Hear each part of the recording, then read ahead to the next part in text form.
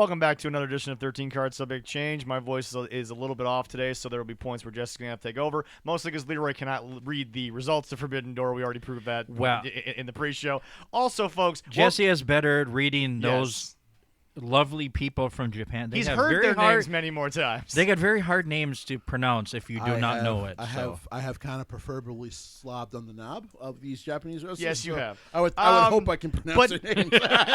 But welcome to the show where the three hosts will not be submitting applications to Maxim male models because Lord knows we ain't getting in that. I mean, we know we ain't getting in that we know we ain't getting in that. I don't know about you. I think me and Jesse have a chance. You might have a chance. You might have a chance, Me man. and Jesse, I think, have a chance. I mean, I'm fighting for you, Jesse. Unless I lose 45 pounds, I don't think Max is going to consider me. Hey, now, wait a minute.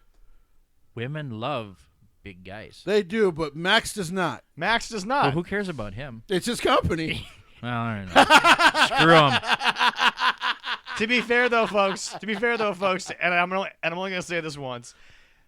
Based on the card of Forbbiden Door, you could definitely say that Jesse was titillated. Anyway, that's the only time I will ever say that. Yeah, and we're going to move on. We're going to start with it. Jesse, Forbbiden Door happened? Yeah. Your first impressions before we go through the card. So before we go through the card, I actually thought overall, good show. Really good show. Yeah. You know, in AEW, you got to give him a slight pass because of the injury bug. This is clearly not the card they were trying to put together. Kind of bit what they were trying to do kind of hard, but shit happens. Mm-hmm. So overall, I thought it was a good show. I'm going to get to my issues with the show. Trust me, I've got some issues with the because again, I want to point this out. During that show, I posted on. Not on our Facebook, but on Facebook in the PWL. There's so many things egregiously wrong with this pay-per-view, and nobody sees it, and I will address that as soon as we get to it. But, yeah, the first and foremost, to just get this off, Jesse, before we get to the card, we might as well just get this over with, because I actually want to get to the good of this. Sure. Jesse, the internet didn't like my comment, but a little bit of a sloppy shop resurgence happened. Yeah, a little bit. Over 30 competitors were unable to attend due to COVID issues, and I make the sloppy shop comment, and the whole internet acts like I was the first person to use that damn line, even though AEW is the one that threw it out there. Threw it out there towards WWE, of course, during COVID. Who haven't had a reported COVID issue in, what, a year and a half? Definitely about a year. Yeah. They have not. They've had, but they had other injuries besides the illness. So they've had some COVID scares. Issues once or twice. Yeah. But after a week, the people have been back. So yeah. But Jesse, my whole thing to you is to the smart AEW fans. Quick question, Jesse, because once again you've been made a profit almost on this show thanks to this company. I really Here's a question for you, oh wise one. If this was a WWE article, what would the responses have been? Oh, they would have called them a terrible company. Can't control anything.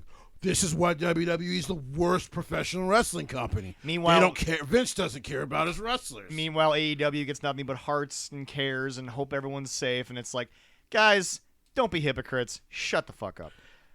I taught. By the way, we got 3 minutes in before that happened. I don't care. It'll be all right. Yeah.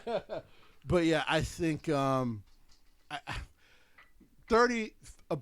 So I think the number was 29 exactly. Yeah. But it's still that's too many. Yeah. To send home on a day of an important go home show because they all might have come in contact with someone who tested positive for COVID at this juncture in the pandemic.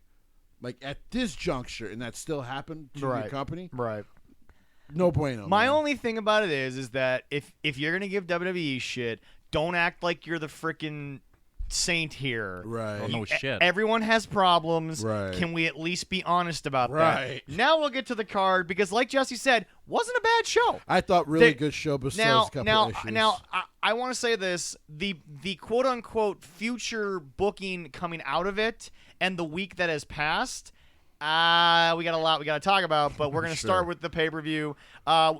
First was the buy-in. So the first match on the card here is Bishiman, which is Hiroki Goto and Yoshihashi of Chaos. Yep. Beat the Factories, Aaron Solo and QT Marshall. Which you pretty much predicted because Yeah. you didn't know about the match until we went through the card. And as soon as they announced it, I'm like, well, clearly this is going to start with New Japan getting a W. Yeah. Because who the fuck is QT anyway, besides a teacher? But otherwise, I thought good match. Fun match. Well, Yoshi's going to put on something. Hiroki Goto and Yoshihashi are just two of the best pro wrestlers on the planet. Yeah. So, good match overall. And I really like young Aaron Solo. Yeah. I think he's got a future in pro wrestling. I just hope it's not with AEW because I don't know what that looks like for him. It'll be with AEW if he leaves, works 3 years on Vince's television, and then gets fired. MJF will become a prophet at that point. He became a prophet during the Zack Sabre match, but we'll get to that later. Because Tony, you like why do you keep making wrestlers that talk shit about you correct so soon after? Yeah, it doesn't take long, does it? It really doesn't. So next match on the card is It's Lance. cocaine. It's damn cocaine. Yeah, that crack cocaine. It's That boogie white. sugar. The white girl.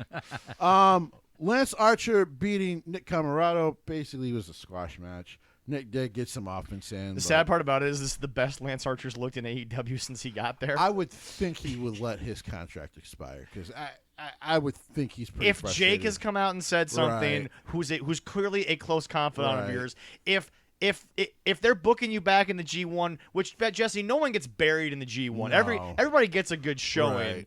Everyone's like, what about Yano? He's supposed to. That's literally why Here's he's the there. thing: he's supposed to lose, but he's gonna entertain. you Yes, while doing so. exactly. Damn right. So the next match, which was one of the first kind of stealers of the night, Yeah. was Swerve in Our City, Keith Lee and Swerve Strickland, Yeah. beating Suzuki Goon's El Desperado and Yoshinobu Kanemaru. Well, but you predicted this as well because, like you Right. said, Kanemaru and Desperado are pretty much there to take losses. they take losses in New Japan a lot. It doesn't hurt them. No. They're great singles wrestlers as well. El Desperado was just a juniors champion in the last year and a half. So yeah. We have to turn the air on a little bit here, folks. It's okay. Yeah, put It's on okay. low. I was wondering, like, you turn the damn thing on. I'm working on it. Put on, you can put on low. You can put on high. I thought this was a great match. Low is the first one. The bottom one's high. I feel so. I'm so frustrated when it comes to Keith Lee and Swerve because they deserve so much better. Well, is this finally the upward trajectory that we were hoping for? Maybe. We'll see. Maybe. The Then match we'll was see. great though. Are we okay? And the buy-in was 3, right? 4. It was 4. Oh, okay. And then the other match was Max Caster and the Ass Boys, or Gun Club. Billy Gunn, Austin Gunn, Colton Gunn. By the way, I found Let's this call out. them the Ass Boys. By the way, I call them mean, the By the way, I Boys. found this out after Jade's win on Dynamite, which we'll go into later. The best, the longest win streak in AEW is Colton Gunn. Yeah. really? He went 35-0. Yeah. Wow. And I'm like, and nobody decided to mention this on Dynamite. No. 35-0. We're gonna mention Right. nothing. They don't care. Anyway, go on. Was that all on Dark? Yes. Yeah. Dark and Yes, Dark. pretty much see, Dark and that's Dark why Elevation. that's why they didn't announce it. Also Rampage. So every now and then they'll talk about okay, it on all right, Rampage. yeah, all right. You know, So we made national TV just at 9 p.m. on a Friday night. where nobody watched. like Where- 300,000 people are watching. Yeah. So they do the same numbers as the YouTube shows. Yeah. It was an okay match. They beat Yuya Uemura. Yep. And the rest of the New Japan LA Dojo, Alex Coughlin, the DKC, and Kevin Knight. Well, the buy-in was a lot of just kind of giving the dojo guys some real work, Right. basically. And is by what the way, buy-in New was for. Japan does this a lot as far as their booking of usually their card will always start. You keep it on. It's fine. It's Yeah. not interrupting anything. No, yeah. They let the dojos kind of start. Yeah. Usually, those guys are going to lose to the bigger stars when they have those matches. And let's be honest. This could not have been any worse than, hey, you're a young boy. We're gonna feed you to Suzuki. You would rather lose to the Ass Boys than get fed to Suzuki because he kind of abuses them in those matches. Part of getting out of the dojo is you got to have a match with Suzuki. You know what's messed up about Minoru Suzuki? And by the way, I'm going to get to the rest of the card here in a second. Is he posts on Instagram a lot? For those who don't know, he actually has his own Instagram. Yeah. Suzuki-gun. And he looks like the loveliest man on the planet until he's in a ring. Yeah. Wearing hats, taking photos with fans, and just big old smiles. He's like, Man, that Minoru seems like a nice. Oh God, I just saw him strike someone. Never mind. Never mind. So, first match of the night. Speaking of, Minoru Suzuki and the Sex Gods, Chris Jericho and Sammy Guevara. Boy, they brought that tag team back real quick. Right. I thought that he wasn't going back to Jericho. Isn't that what everyone said? That was a thing. Yeah, he left the Inner Circle until they got their problems worked out. Well, they did. They just had to change their name and become the Backstreet Boys Light and get a tag team that doesn't matter if they win or lose. And so we're calling the Backstreet Boys Light. No. It goes Backstreet Boys, NSYNC, 98 Degrees, everyone else, and then the Jericho Appreciation Society. Everyone else, 6 feet of crap, and then the Jericho Appreciation Society. Yeah. So because of Minoru Suzuki, they beat Eddie Kingston, match. Shota Umino, and Wheeler. So Eddie Kingston learned a valuable lesson on this night. Yeah, yes. Don't mess with him. Don't fuck with Minoru Suzuki. So he tried to get into a brawl with this man. He did, yeah. I did see clips of him hitting him, and he was like, and then I was like, oh, you shouldn't have done that. And Minoru ate it. Yes. That's in New Japan. If you don't watch, which by the way, Eddie, this is why you should watch. Yeah. When he's eating your hits, he's about to get you with a shot, and he hit him with a forearm shot that I think Eddie's mom tasted. I think his grandma probably tasted that one. Like he literally, oh my God. Minoru quieted the Chicago crowd. And by the way, big ups, you guys sold out just like WWE did. Good job. Yeah. And because, hey, what do we say? Chicago is a city that just loves pro wrestling. They do. Chicago, Dallas, New York love pro wrestling. Yep. LA will go if there's nothing else going on. Yeah. So, but there's nothing going on in Chicago besides pro wrestling. Yeah. So he shushed the crowd, and Eddie's talking shit, and he laughs, and you just hear, and Eddie goes down like a sack of potatoes, and I'm like, see. This is why you should shut up. This is why you don't do that. I did see that, and all I could say was, ow. I would not. Oh, that would. I think the best internet response I've seen was Bubba Ray, who literally, he commented right after it happened. He went, yeah, see, sometimes this is the learning of the East Coast. Shut the fuck up. There's just certain guys, including especially Japanese wrestlers, just shut up. Yep. When Kurt Angle warns you about a guy, like he tried to warn people about Minoru Suzuki, shut up. I think if I would have taken that shot, I probably would have woke up 10 minutes ago before the show. Probably. Yeah, you would have. Yeah. Just be waking up now. Yeah. I believe No. I don't think I would have made. They would have been praying for me. I don't know if the Lord would have been able to wake you from that nap. No.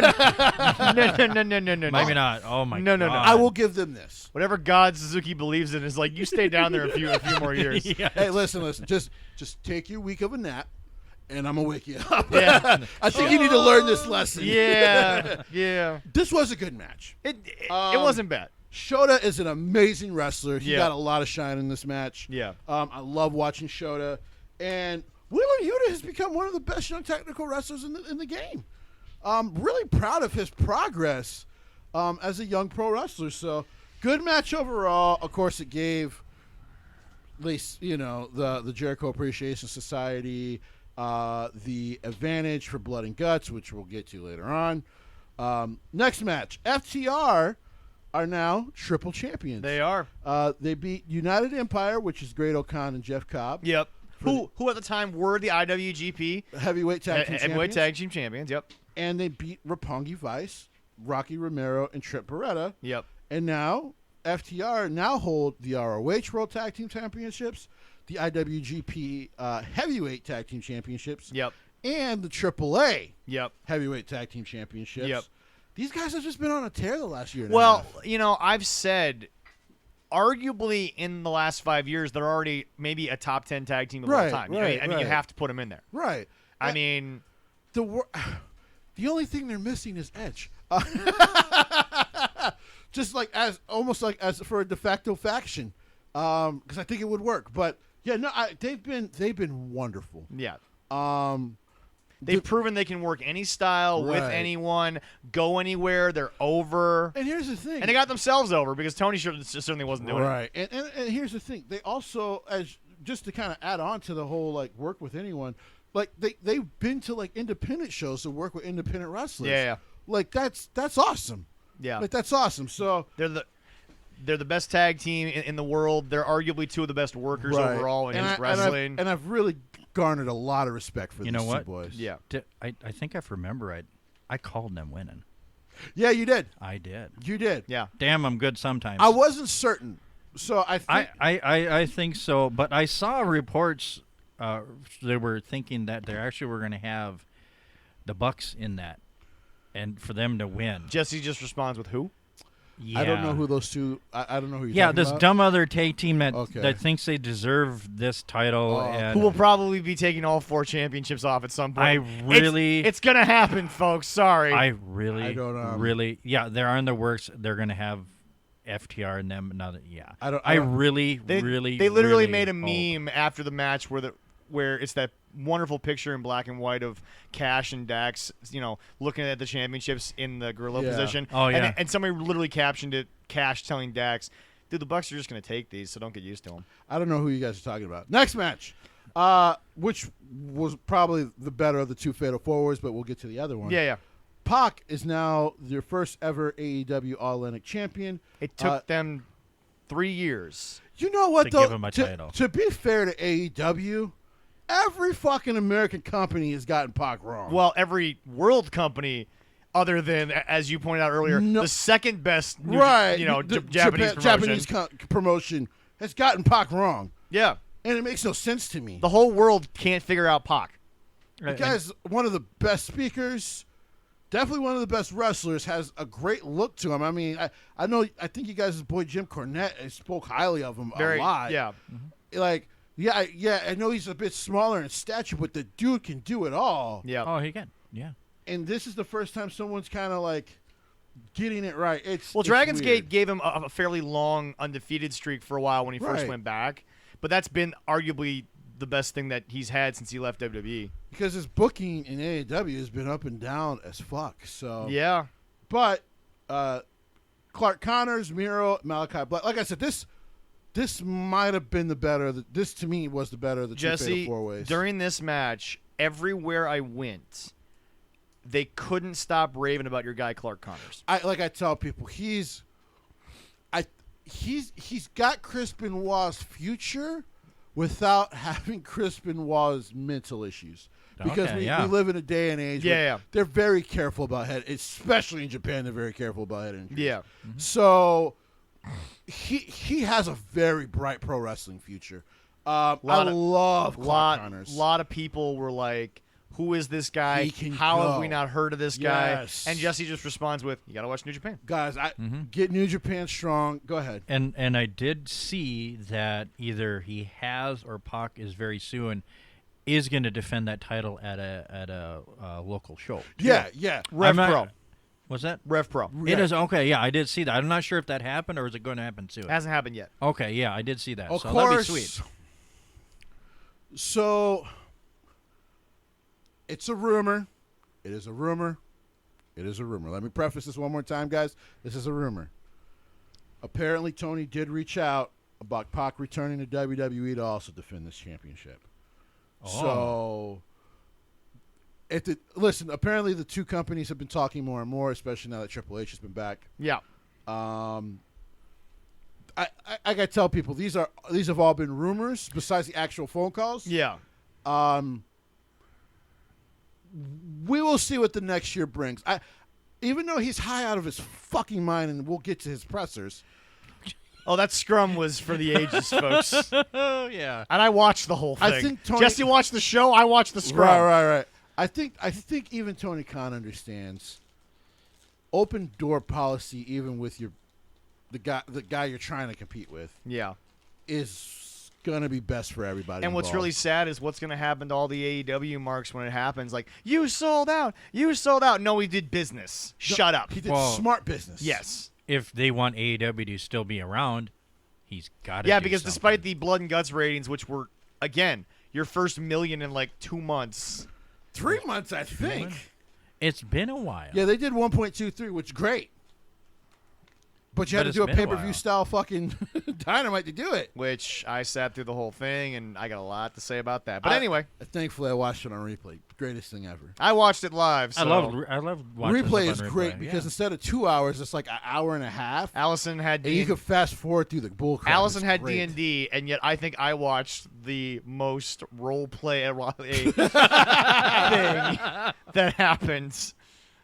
The most fictional shit happened on what I was doing, not what she was doing. But all right. And then next match is Dudes with Attitudes, which is the worst tag team name ever.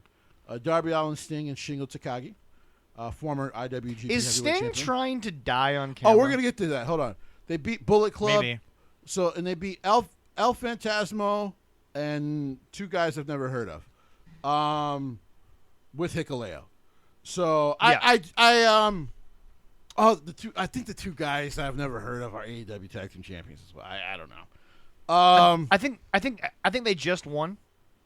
They also might be virgins. I don't know. Okay. I don't know these things. Yep. No, I know. Yeah. I'm not well versed in these things. Right.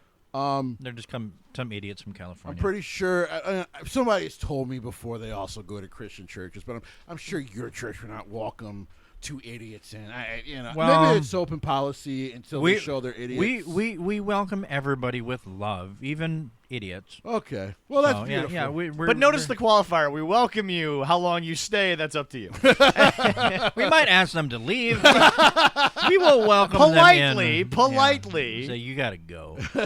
Politely, they'll ask I hope you enjoyed the coffee. It was a good match. Yeah. Let's get to Sting. Is Sting trying to die? He's 63. What? His neck is still bad. I didn't see it. What did he do? So Sting was announced. He did not show up. Okay. The two guys Jesse has never heard of, according to my sources, they're called the Bucks, so there might be some Milwaukee thing. I don't actually know. Maybe they're from Milwaukee. Okay, yeah. Okay. No, we would not accept those. They come out here. with El Phantasmo. That's right. Yeah. That's right. And Sting is still nowhere to be found. So the lights go out. Again, Tony, your dad can't help you pay the electric bill. Is that the one thing Daddy's asking you to pay on your own? Because you're not doing a very good job of it. And all of a sudden, he's on top of the stage where the tunnels are. And then takes flight looking like a flying squirrel. The tunnels where they come in? Yes. He was on top of those? Yes. Yes. Oh, my God. And then he decided to jump on top of these guys who again, we'll have the research department figure out if it's Milwaukee. But, I mean, Bucks sounds like, Milwaukee. Yeah, no, I kind of live in Wisconsin, and, yeah, no. Okay. Well, you guys have the Milwaukee Bucks, so I mean, I know, but these guys aren't even qualified to even wear their shoes, okay? We'll have to look at where they're from. They're not, no. I don't know. We'll try to get it by the end of the show. Right. And they have to be more manly to be from Wisconsin, hold on. too. Well, let me rephrase that. Okay. Just cut this in. Okay. Someone just edit this in. We'll try to check by the end of the show. This is the last episode. Anyway.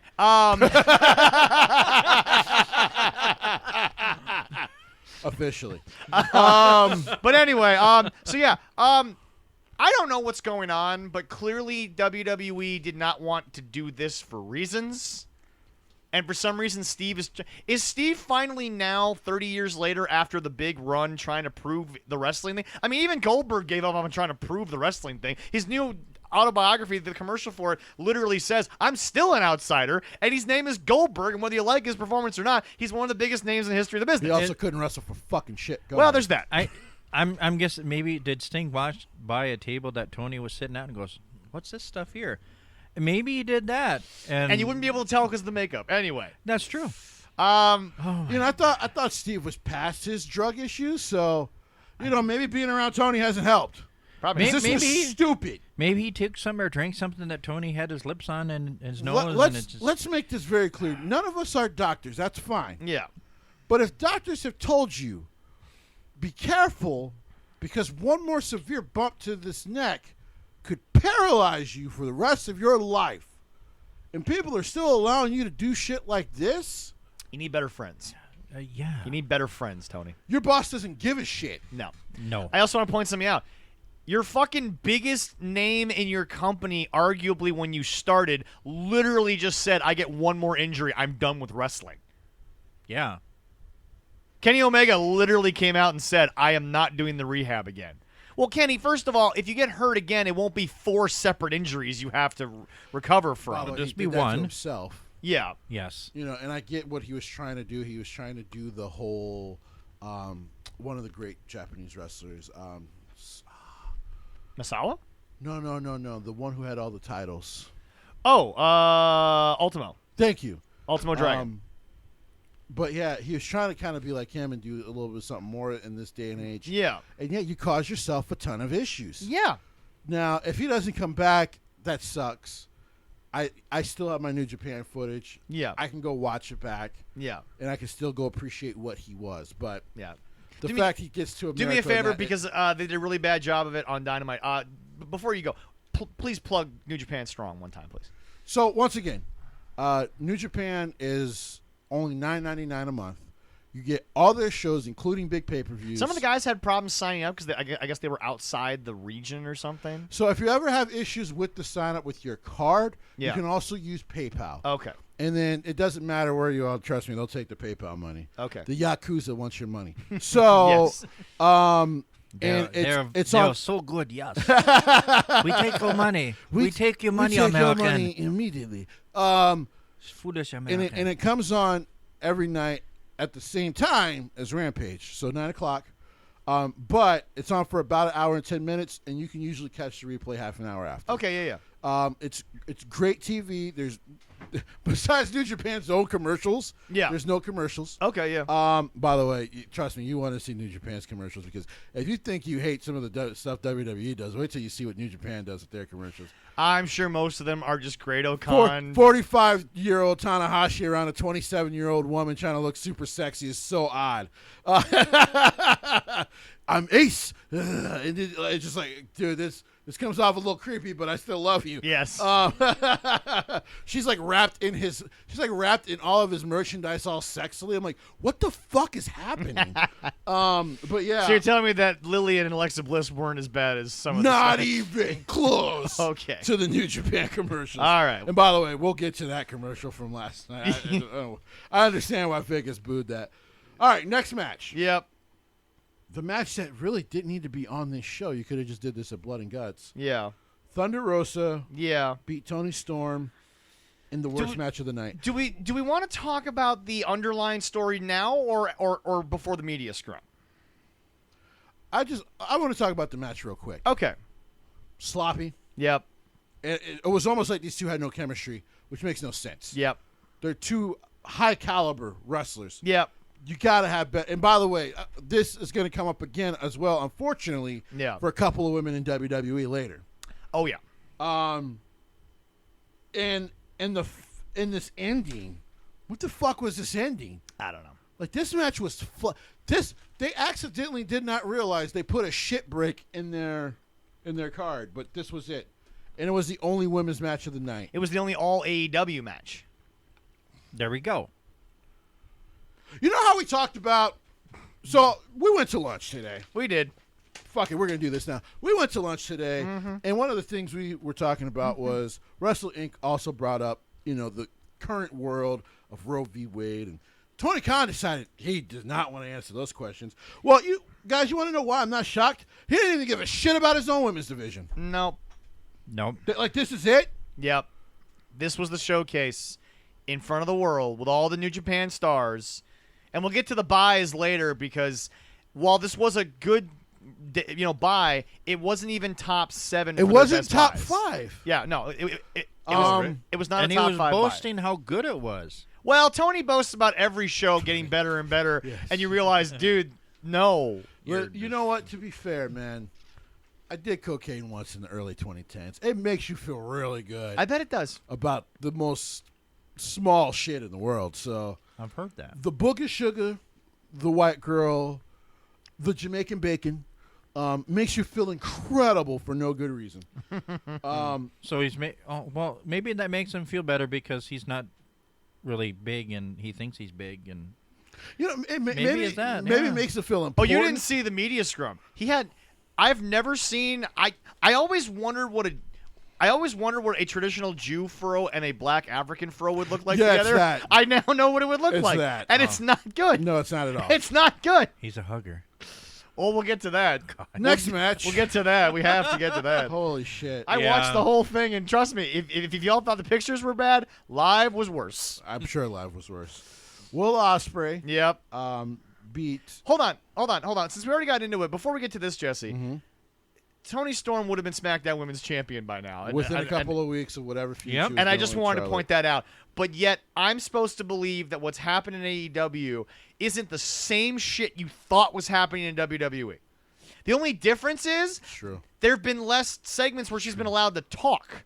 That's true. That's the only difference. She's still getting booked strong in the ring. Her opponent's getting kind of up and down booking. Charlotte was up and down in the ring at the time. Right. And yet, folks, the other thing that needs to be mentioned, because Tony, I advocated for you when you first left. What did you do? You went home for like 2 weeks, which Vince probably would have given you anyway. Mm-hmm. And now you've come back and you're working in Florida all the time. Really? And that's farther than WWE had you consistently from your home. Your whole I wanted to go home thing is getting thrown out the window because you're still in America. You're still working for an American company. She also talked about how it was a toxic environment. And maybe she feels that way, and that's fine. Yeah. It's her life. It's her call. But the problem is, and this is something that we'll get to later on, maybe not this week, but it has to come up. Actually, we'll get to it at some point. Of course it's not toxic. Everyone there have been friends for years, and nobody's trying to get better. They're just like, I'm already where I want to be. I'm just now getting paid too much for it. Right. Which we'll get to in a little bit because we have a topic that fits into that, but it's WWE one we'll do later. All right, now on to the match that everyone on the internet thought was not what they thought because they were like, maybe Gato would like Orange Cassidy to be one of their top champions, and we were all like, yeah. People actually thought he'd win. Ask Jesse. He was there with me. A lot of people actually were like, well, I think Orange Cassidy would have made it good. No. By the way, it's a title that Tony's boyfriend still hasn't given back. So Will Ospreay doesn't even have the fucking championship. Yeah. So he has it now. Yes. So he got it this week because they went and found him, and then they beat him up in the locker room. Will Ospreay and Aussie Open beat him up in the locker room. Yep. Will Ospreay in a great match, by the way. Excellent. For those of you wondering, that was Juice Robinson. Yes. Because you said Tony's boy, and we got two Tonys that we're talking about. I was talking about Tony Storm. Yeah, exactly. Her fiance. Yeah. Aussie Open went and got that shit back. Right. You know what's funny? They're called Aussie Open. They made Juice look like a tennis ball. They bounced his ass around a little bit. I think he probably thought he was in a match with John Moxley because he was getting bounced around. A little bit. By the way, welcome to Bullet Club. That's what you get. You talk some shit, and then they weren't behind you, and they let you get your ass whooped. Yeah. You think the King was going to dirty his sullied hands on that? No, that's he disrespects Will Ospreay all the time. It's kind of fucked up. Yeah, right. Will Ospreay in a great match. The match was good, Cassidy. but now I would like to point this out to the people that keep getting on me like, okay, we get it. You don't like Orange Cassidy. I'm like, that's not the point anymore. You've been on TV for 3 years, and you are doing nothing to try to make yourself more of a mark. Because Tony's like, well, he's marketable to your fans. You know who Roman Reigns and Miz are marketable to? USA, Good Morning America. Need I go on with the morning shows that they could have done? Right. Like, can we finally stop saying I'm a hater and just be honest with what I'm trying to say? That, bro, we know you can go, so stop with whatever this shit is. Like I said, the gimmick would work better if the booking was better. Well, yeah, but Tony's not going to pay attention long enough. Because the gimmick actually isn't the worst thing in the world. It's actually very fun. It's very family friendly. Yeah. I can't believe I'm going to say this. It's very WWE. Yeah, no, it is. But remember, as we said on an earlier topic, if WWE did this, you'd be like, why the fuck are we doing this? People might boo it out of the fucking, yeah. Right, but even then though they would change it.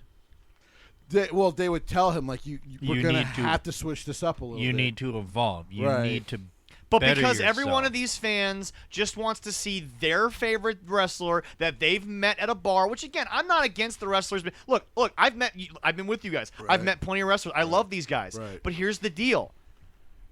I want to see them get better, and I don't care if they move on to bigger and better things. Right. But just because I've met them doesn't mean that I want them to stay the exact same forever. Like this is your career. You got to make money at this. I get it. So if you all of a sudden get too big time and you're no longer at meet and greets, I ain't mad about it. Right. Because you know what, Jesse? Who goes to meet and greets a lot? It's the band members, but the lead singer probably isn't at meet and greets a lot when it comes to music because, sadly, they've got to do a lot of vocal warm-ups. It also depends on the band because sometimes they ain't there either. Yeah, exactly. Yeah, and one guy will show up for the band. Right. One guy will show up for the band. And it's usually the least popular guy. And we've been to a lot of shows with Heavy and MAW, and we've seen a lot of the same people. But from when I've been, they don't do all the same things. They have elements in there, every single one, but I see them better. I mean, I Rampage. like the in-ring ability of Orange Cassidy. I've never denied that on this show. I actually think he's become sensational in the ring. He has, and he put on a great match with Will. But I said before they had the match, the in-ring will be fine. Right. Gato probably likes what he does in-ring, but Gato is not bringing that shit over here as it. Well, no, Jesse. No, okay, sorry, Leroy. At lunch, Jesse clarified. Yeah. He'd bring him over, but you're working with Yano for 6 weeks. You're not being a major champion. No, it's not happening. With this gimmick, no, you won't be. No, like I said, you think a company that's partially owned by the Yakuza looks at Orange Cassidy and thinks that's going to be a serious champion? No, it's not happening. By the way, it's kind of messed up. You almost unfortunately have to think of New Japan partially in that way because some of the former owners were part of the Yakuza, so you have to just and they're mostly gone, but they're still somewhat there. They for a long time were the primary financiers. Yes. Next match, the debut of Claudio Castagnoli, formerly known as Cesaro, beat Zack Sabre Jr. The worst kept secret in wrestling when it finally happened because you were just like, all right. Well, I figured it's one of three people. Yep. And he was one of them. Yep. Beat Zack Sabre Jr. In a hell of a match. It's just classic. It was good. It was but I mean, no one ever said that Cesaro wasn't a great pro wrestler and a great personality. No. And I think even WWE believed in him enough where they had a program with him. Well, but I hate to tell people, and after Blood and Guts, I'm going to explain why. Folks, he's going to be doing the same style booking because even Tony Khan, he'll just get longer matches. Exactly. Tony Khan can't deny that if you're going to give a world title to someone, they have to have a next level, which I'm sorry Claudio has yet to show us in all the years of ROH, in all the years of WWE, and so far you're the same guy that when you left the Indies. I'm not hating on Claudio here. I'm not. But for God's sakes, folks, it's like the Orange Cassidy thing. You want to be the guy? Who have been the guys in wrestling? Whether Jesse likes it or not, Hulk Hogan, Randy Savage, Ric Flair. I could go on. You know who didn't? Some of the greatest wrestlers of all time. Bobby Eaton was never a world champion. Even though Bobby was great, he lacked something to be a singles star. Sure. And Bobby was one of the best in-ring guys you ever saw. Bobby Eaton worked with everybody because he worked with everybody. Right. It was that simple. Right. But there's something about Claudio that, and I swear they said this either on Dynamite or they said it at Forbbiden Door. He looks like a create a character in a video game. That's not good. Yeah. That's not what you want. Well, because then you just come out looking like Vacant, who, by the way, if we're talking shoot for a second, is the greatest pro wrestler of all time. Yes. Yeah. His resume speaks for itself. But he has an element to himself. He's always a surprise. I mean, he's a super Hall of Famer. He really is. But just, guys, in 6 months. And by the way, I said this as soon as he debuted. Excuse me. I sip my tea here. Soon as Brian, soon as Brian Danielson's healthy, you become the 4th most popular person in the BCC. Moving on. That is so true. Where am I wrong? You're not. You're not. I don't know. Maybe 3rd because they'll put you above Yuta. I was going to say you'll be above Yuta for sure. But you know what that comment. But he's going above Jon Moxley? No. He's going above William Regal? No. He's going above the American Dragon? No. You're the 4th most popular guy in the Blackpool Combat Club. To be honest, Brian is probably more popular than John. Yeah. But John is the interim world champion.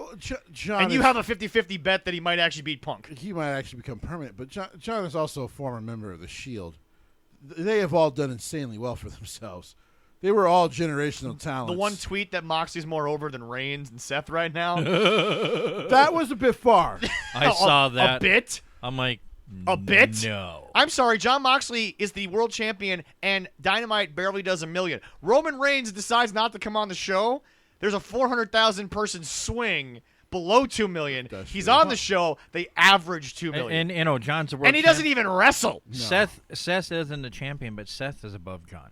Even as John when we get to Money in the Bank, which was great last night, by the way, to quote everyone who got mad at the ending, Seth didn't need it. No. Seth really doesn't need this right now. I think everyone had hopes that WrestleMania 31 was going to replay itself. No, and I get that. But anyway, still could. Claudio is going to be the fourth most popular person in a 5-person group. As soon as Bryan Danielson's healthy, book it. Next match. And you're going to get all that hate for that. You know that. Right. Oh, yeah, no, totally. I love it. Screw you all. Jay White. I'm 30 years old. I ain't got time to worry about what people retained his IWGP World. Who am I? Kevin Durant? I retained his. I'm going to keep that. I'm going to keep that in there. You are better than him. Yeah, I'm just going to keep that in there. I don't care. Clip that. Jay White retained against Hangman Adam Page. All right. We discussed this. Jesse said Adam Cole. Hold on. We discussed this. In the most over man in pro wrestling outside of Roman. The most electric man in pro wrestling. This is the great rich man of pro wrestling just got married to one of the hottest female Japanese wrestlers on the planet. The Rainmaker, Kazuchika Okada. We were going back and forth. Because Jesse was like, "Are you cool if I do like a huge intro for Okada?" I'm like, "I don't think I'll be able to stop you." Seeing him walk out. You see, I didn't get to see Flair in his heyday. It has been an honor to watch Kazuchika Okada in his heyday. He is. Yeah, I saw Flair 20 feet away from me in a ring. And this match, however, oh my God. This match, however, how you feel. did not end in glory. It ended. Unfortunately. No, let me get this line out. Unfortunately, this match did not end with glory. It ended on AEW Botch's Twitter. But and I was wrong. The wrong Adam. I should have made that bet because guess what? I chose Cole. He chose Page. Yeah, I told you. I told him you guys should bet on that because I'm telling you. He wasn't on your side though. He was trying to get your money. I know. All right, you would have been $5 richer. Yeah. Yeah. You got a couple pops from that one. Because if you would have been right, I would have shit my pants to see them actually pin Well, you would Hangman. have cleaned yourself up, man. Well, for sure, because Hangman doesn't take losses unless they're in big matches. So yeah. But Cole is clearly just disposable to them. Well, he was. I know that he got hurt. I know there was an issue there, and I know that they probably went straight to the. But no, this is the part Jesse and I discussed. Even though the match ended prematurely, I still think this was the ending, no matter what. Let me say this. Well, 3 things. If he got hurt, that's good. They did the right thing. Well, no.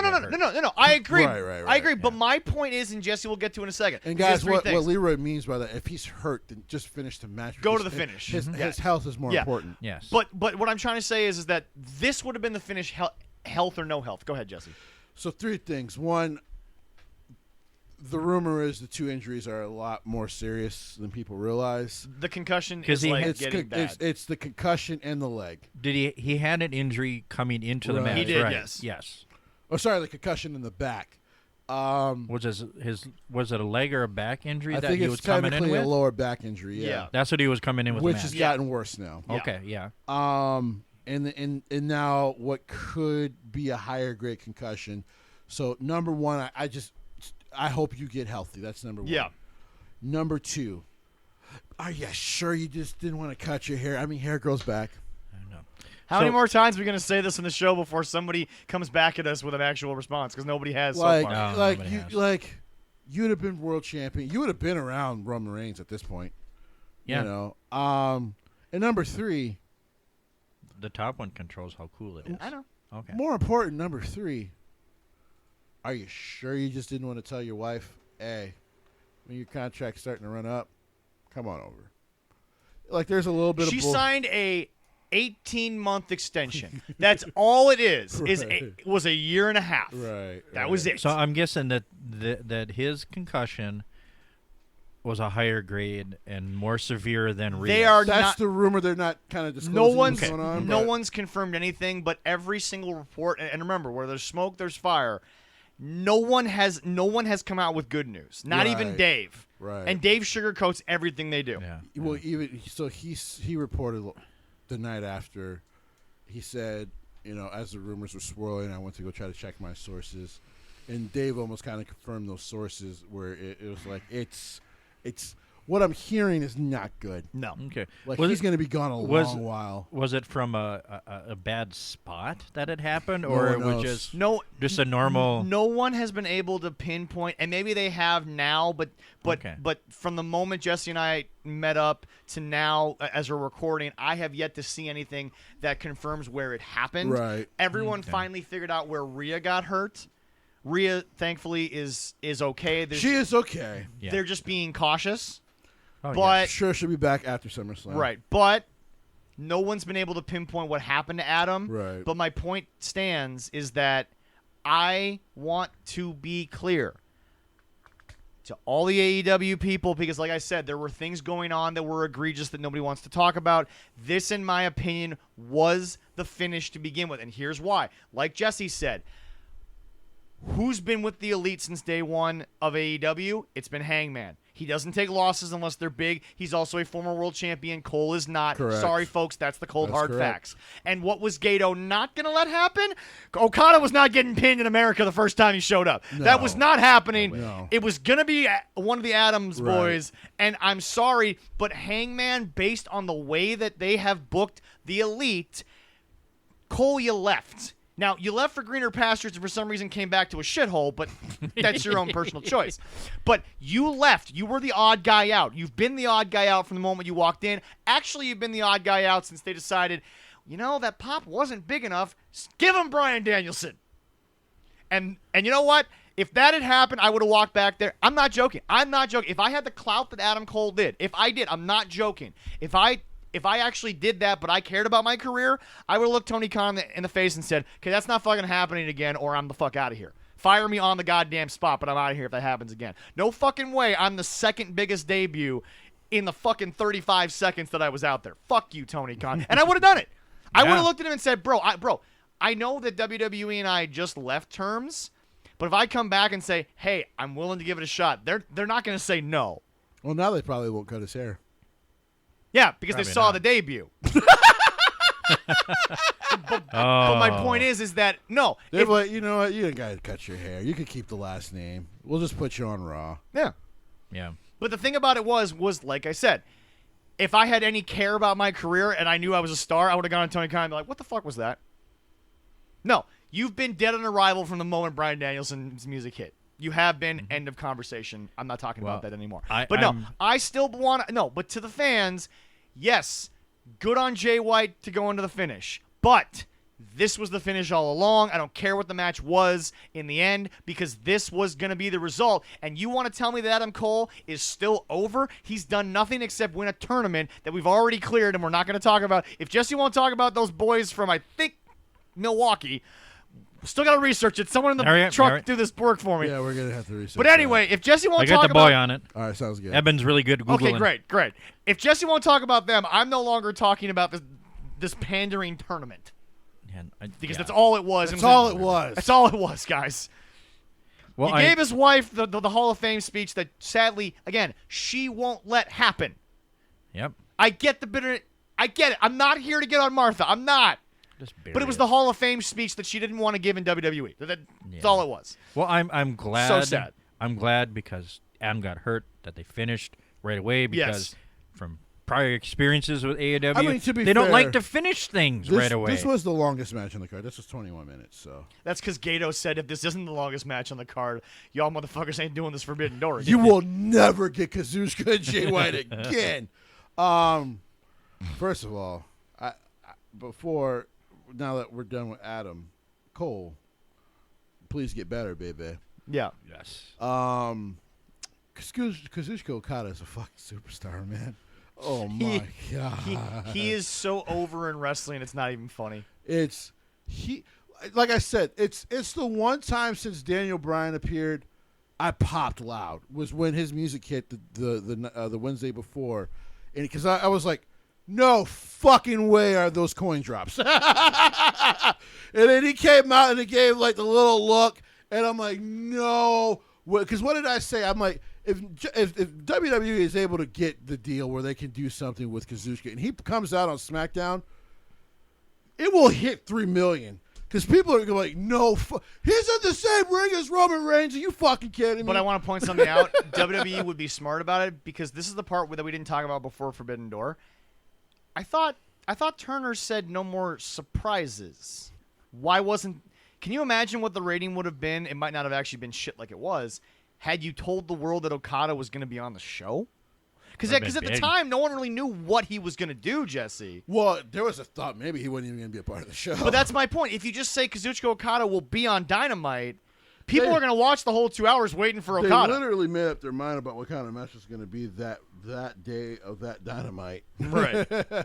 They really didn't know what the fuck they were But that's my whole point. White. Is just like WWE would have told you New Japan Superstar, and they would have made that in all caps. Yeah. Mega Superstar.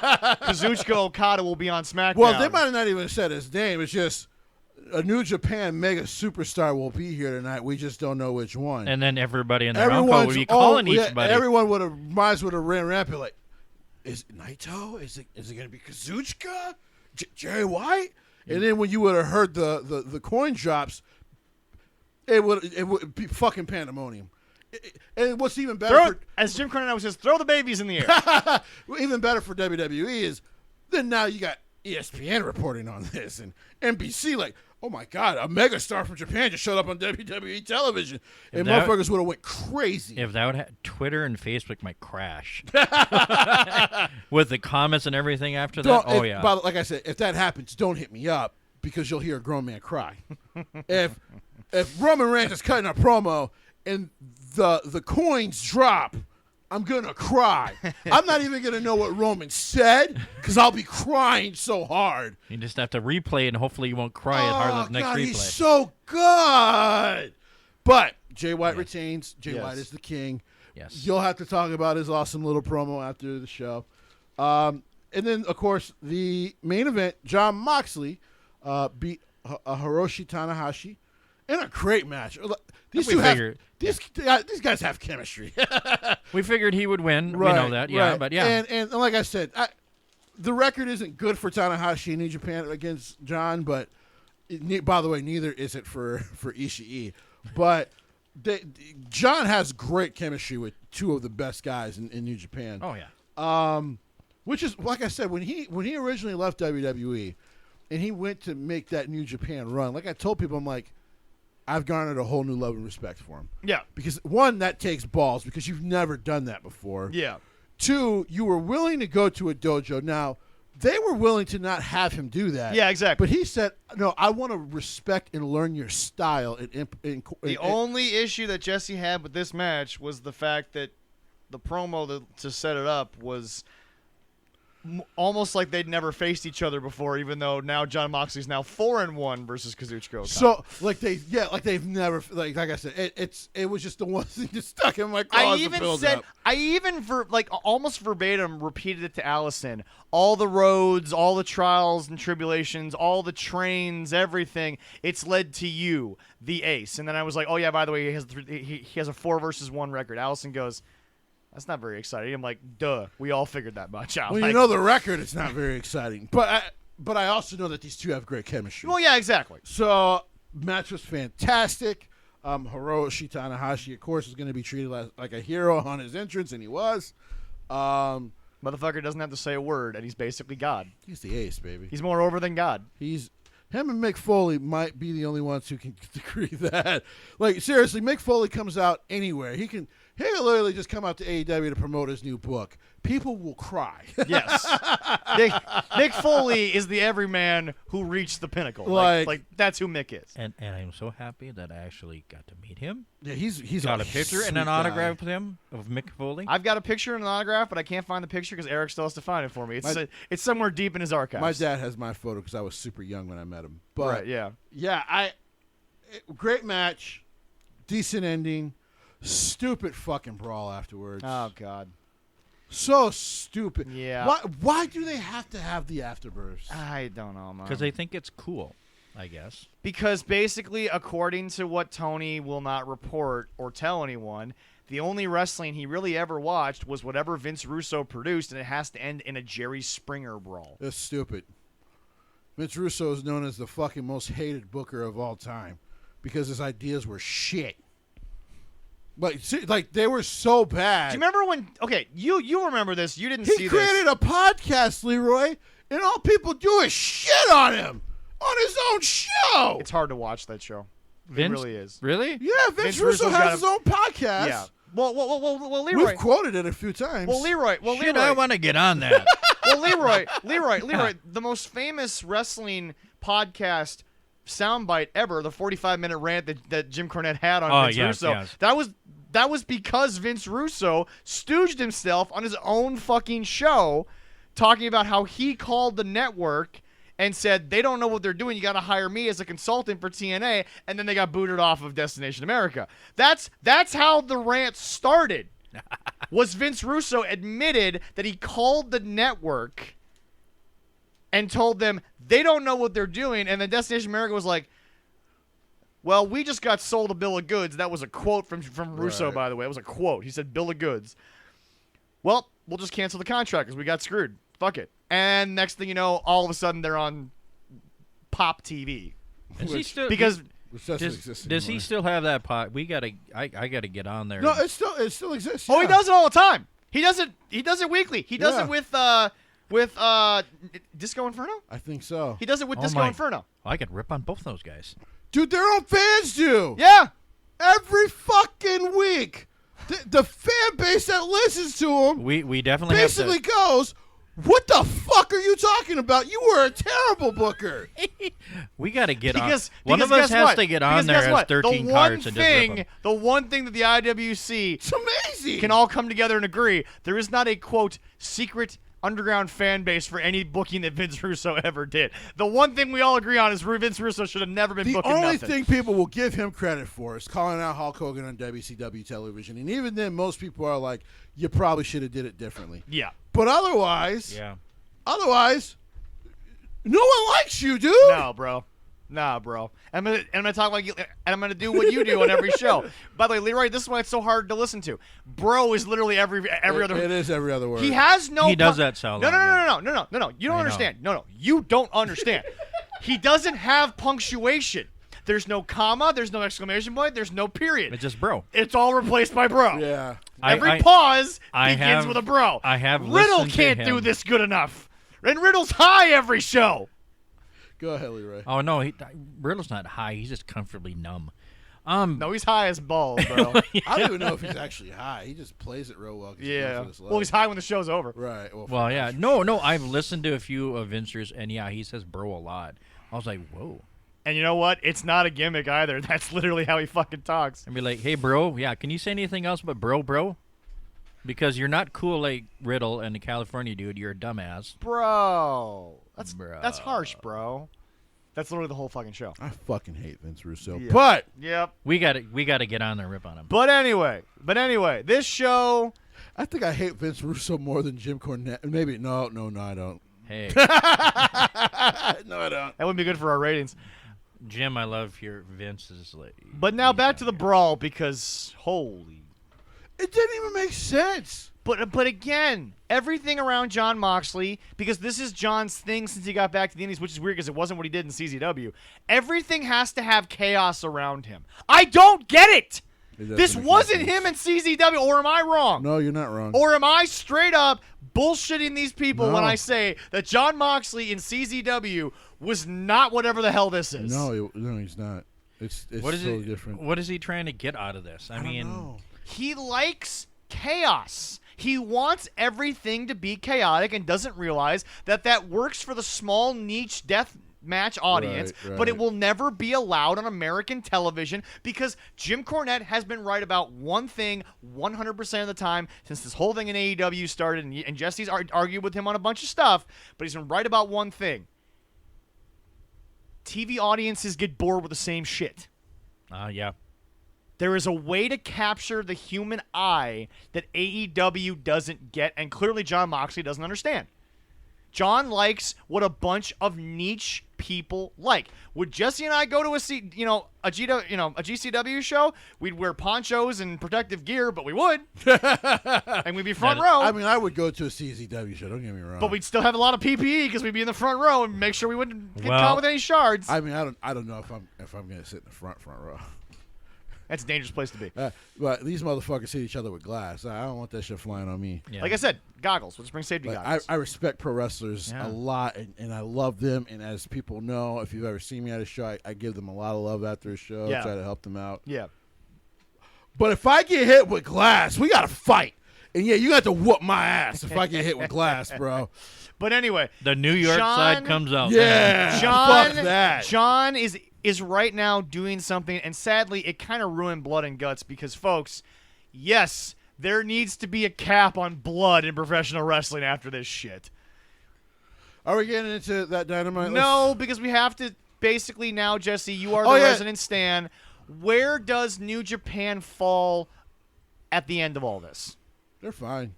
No.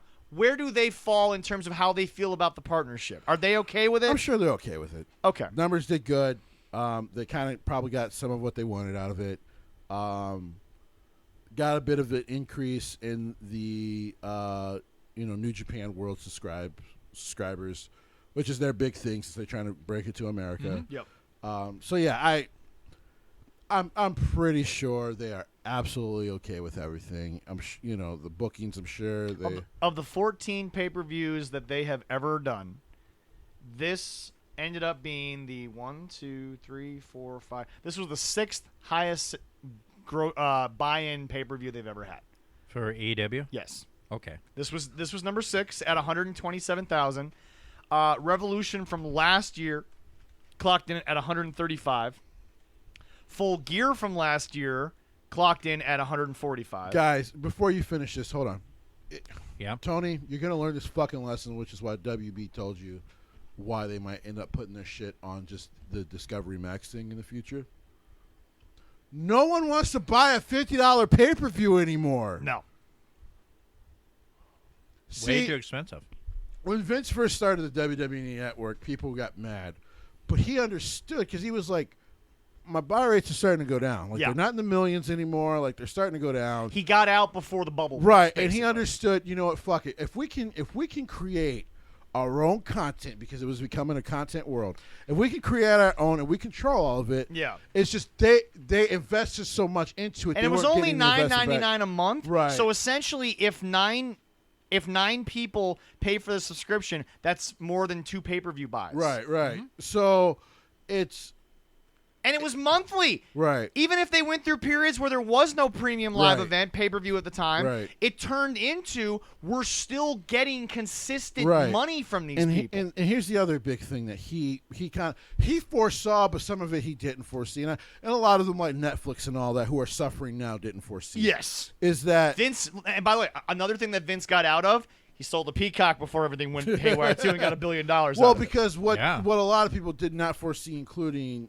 Netflix, which was the king of this for the longest time, was that, like, you can invest and do these big projects and they're exclusively yours and all that, but you got to start making some money back, because when you're constantly in the red on how you're creating the content, then investors are going to go, well, what am I investing into? Well, see, that's why I said way back when the show first started, you just got on, Jesse, for all the people that were sitting in catering, you should have just called up Vince and been like, send me to Stanford for the studios for a couple of weeks. When Edge and Christian are done filming their shit, give me the camera for like 20 minutes and let me give you something. Right. Like the fact that you weren't pulling an Xavier Woods and creating a form of content to get yourself into the eyes of people, That was my biggest issue. Was I actually started to go more for the fun original stuff, even more so than the classic footage, right? Because I got to know people in a certain way. Which, by the way, the library was insanely. I remember a lot of people were like, I know I don't watch it of the new stuff as often, but I had the network because Vince got the library of a lot of these classic companies, and it's amazing to go back and watch all that. But my whole thing about it was remastered. Well, but my whole thing about it was that one failure with the network was they didn't just go to these people and say, "Look, we're not going to have you wrestle for a few months, right? But here's X amount of not dollars but time. Right. We'll fly you to Stamford. We'll pay the hotel, but every day come in and we'll give you a half hour with a small." Niche camera crew. Well, and then one thing that he took heat for, which they should still take heat for, and now they're doing it better with NXT Level Up. Yeah. Hey, you got that big-ass gym down there in Orlando. 3 of them you can make studios. Just have a studio show on there. Yeah. Where the people you're not using on the main roster can do shit down there, show you what they got. Yeah. And then that way, if that's something you want to fuck with on the main roster, you can play with it. See, what I would have pitched to Vince... And if I'd been made... By the way, this is the reason why you don't have the people power. That ass clown. Bucktooth Kevin Dunn, who knows shit about pro wrestling but thinks he knows everything because he's gotten away with doing 75 cuts for 30 years. And Bruce Pritchard, who unfortunately does know pro wrestling but knows kissing ass a little bit better. Because if you get better... like I said, if you would have gotten better people around Vince... including Freddie Prinze before he kind of just left. Yeah. He was like, listen, some of those young guys are trying to hey, why don't we do this? I mean, one, it's cheaper. Yeah. We're already employees, so we're already getting paid. So it doesn't matter. Yeah.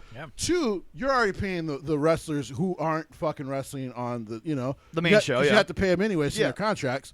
So why don't we do like a little studio thing? Well, but I would have gone to Vince, like I said, and he may have put me in charge of it and B all the onus on me, which would have been fine. Right. I would have just said, Vince, let's get a studio. Let's literally say, hey, instead of going on the road, come spend 3 weeks with us in Orlando, and every day let's basically take these NXT classes. And let's not show people the school side of it. Let's show them the project side of it in the sense of, guess what? 3 weeks, you'll get X amount of time. Do whatever. Keep it family friendly. Here are the guidelines. Right. Study these. But basically just have a promo class, but try to turn it into an OVW-style show. Right. And the fact that didn't happen is a failure on everyone, including Hunter, who I think got a little too big for his britches with NXT. But like I said, it's his fault only in the sense of when he had more of Vince's ear, he should have fully used it. Exactly. Because those other 360-year-olds, just like they couldn't let go of their fucking power. Just to be like, listen, there's a lot of people who love this, but even the people who love this understand it can be better. Yeah. It was the one thing I found very true in this promo against CM Punk. Of course it could be better. But the problem was, 3 guys go, well, I mean, listen, if we're letting you train them and they're not ready when they come up, well, bitch, if you change everything that I've tried to put together that got over with our fans, that doesn't help. Yeah. And here's why I can relate this to AEW. You got Dark, you got fucking Dynamite, and now you have the old TNA Orlando studios. You also have Elevation. Right. But most of it's done in those studios now to save money. Yeah. Studio wrestling. You have that. You never use any of those fucking wrestlers. Very rarely. Because again, this is the fucking thing that I'm trying to get through to the goddamn smarks. He is a fucking kid who got nice toys, but all of a sudden, dad came into a little money, got some better toys, and now he wants to play with those. Right. That's all he is. Because guess what?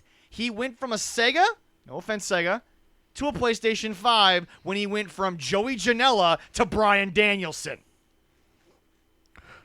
To be fair, Sega was just ahead of their time. That's fair. I'll defend Sega on that. I enjoyed my Sega. But yeah, they were just ahead of their time. But you know what fucked up. But you know what I'm getting at is that he's admitting you can't try to get people to pay $800 for a machine that technically is probably like 3 years too early. Right. Right. But that's my whole point is that Tony is trying to get people to not even realize that he's still. Remember, Tony's the good guy because he's employing everyone. Get to the scrum. Where are they? Let's get to the scrum. All right, we have to get to the media scrum, which I watched the whole thing. I think I was sleepy, and that was good for me. 99% of the world was sleeping, including the locker room. So, Tony comes out. He's by himself. He's wide the fuck awake. There's a 9-year-old in the room. Why he wasn't in bed, I don't know. Yeah, there was a 9-year-old there. There was a 9-year-old. Someone. This is after the pay-per-view. Yeah. Someone awesome. He's got his own show. Yeah, he's got like his own little podcast. Yeah. What does up? Joey Awesome or something. Okay. Joey's awesome. Jay's awesome. I'm not gonna rip on Tony or anything. I'm gonna go after the fucking parents. What the fuck are you letting your 9-year-old son be up at that? God, my son would be in bed. And if he got up, if he got up, you'd smack his ass back to bed. What the fuck are you doing? You get your ass back to bed. I've done that to Clara. But anyway, so it's 2 in the morning. Tony is wide the fuck awake. I now know, and Lord, if you do exist, please don't ever let me remember what a Jufro looks like a black afro combo, because I now know what it looks like, and it ain't good. He does exist, and he forgives you. It looked Leroy. Yes. Leroy, it looks like a helmet. I know. It looks like a helmet. I saw that. It was hair. the weirdest. Okay, so anyway, I don't know. Let's get to this. Jay White comes out. No. Jay White comes out and does exactly what Jay White should do. He says, "I'm the king. I sold this out. I'm the reason you all showed up. Where the fuck is somebody to put my belt in the holder? Because why the fuck should I do it myself?" Yeah, he couldn't put it up. Why did they have that anyways? Well, no. Everyone has it because it's a clear thing that lets the belt stand out for photos. It's a good idea, but Jay White basically came out and stayed in character and said, "Why am I doing this myself? I am your king. Someone should do this." Tony apologizes. He never made Tony at fault for it. He blamed the stagehands. He did what he was supposed to. It was great. Jay White told everyone, "Fuck you. I'm great. I'm out of here." That's basically what everything comes down to. Yeah. I'm Jay White. I'm the reason you're all here. Fuck all of you. We still got to get to that thing he did in Japan where he said he's the reason for AEW. Why haven't you sniffed my balls yet is basically Jay White. That's basically what it is. Well, I'm not a ball sniffer, so that's why I haven't. Until you are not worthy of the king, apparently. He left. No, I sniff pussy and balls. And then we get to Jon Moxley was next. I don't know why John was so early, but then again, John had to probably go home and go to bed. You know what? He's a sober man now. He's not. He's a family man. Yep. I respect it. Yes. He has to go home to the wife and the baby. Right. John basically answered some questions about the Blackpool Combat Club. He put over Brian Danielson as arguably the greatest wrestler ever in the world. He's in the conversation, but Jesse already has his GOAT figured out. Right. He did some cool stuff. He did some fun stuff. He said some weird stuff, but it's John. He expect that. He did what they're all doing as long as the check clears. He put over Tony. Then Tony gets asked a legitimate question. Thank you, Wrestling Inc., for trying to bring some realism into this about MJF. Declines to comment, says, "I want to stay on all the good stuff that just happened. There's a problem there, and you're a goddamn moron." But moving on. They tried to ask him later in the show about the whole Roe v. Wade situation, and his response was, and I get it, this is a professional response. You don't want to fuck up in this. Basically, this is the politics of say something to say nothing. That's what he did. He said, well, it hasn't really come up backstage yet with any of the females or anyone because we've been so focused on Forbbiden Door. Whatever. Anyway, so then... Once again, it's not like he gives a shit about the women's division anymore. Never has. All right, so then we get to... Now it's about to get really weird, and just plain out there weird. FTR shows up. Not only does he refer to Punk as Phil, he calls them by their first names, their real ones, and he refers to them in kayfabe.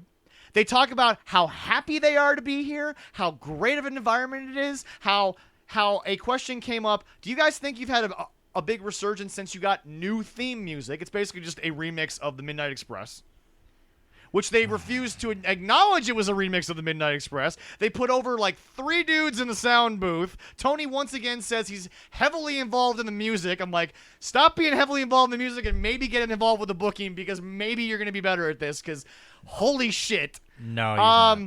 They put him over because they had to. They talked about how happy they are to be there. It was basically, what everything in AEW is, a large jerk-off section. Moving on. I mean, listen, as MJF said, this is all friends wrestling. Moving on. Now it's time for things to get weird. The Rainmaker appears. Yeah. Mind you, we're about an hour and a half into this. Now, they're used to this. True. Because they do that in Japan. They do this in Japan. Yeah. Now, the bookers, if they're there, they're in character. That's one. Gato. So Toga, yep, and a couple of the other guys. If they're there, they're in character. Right. Yeah. And by the way, the owners never show up to these things because it's not for them to show up and talk about. But the problem is that he's the owner, booker, sound guy. He's the owner, booker, sound guy. He's the second person in charge of costume making. Massages feet, scratches some butts. Yeah. Wipes some asses. Jerks some wipes the guys belt down occasionally too. Yeah. Maybe occasionally helps to build the ring. Gets yelled at by the ring crew and then leaves. Because we can do a better job than him. Tries to set up lighting, and the light guy is like, "Why the fuck is there pure red light in the ring? You're stupid." And he goes, "You're probably right." And then he walks away. He just does everything. Yeah, he does everything. So anyway, Okada comes out, folks. If you thought the photo was cringy, it got worse because he hugs him. Okada is still posing for the camera because, again, like you said, this is his thing. Tony goes in for multiple hugs, but doesn't actually back up. It's like a hug, and then like the Bruce Lee, 5-inch punch, hug again. And yes, that face, folks, is not Photoshop. Tony Khan was legitimately mush-mouth hugging Okada.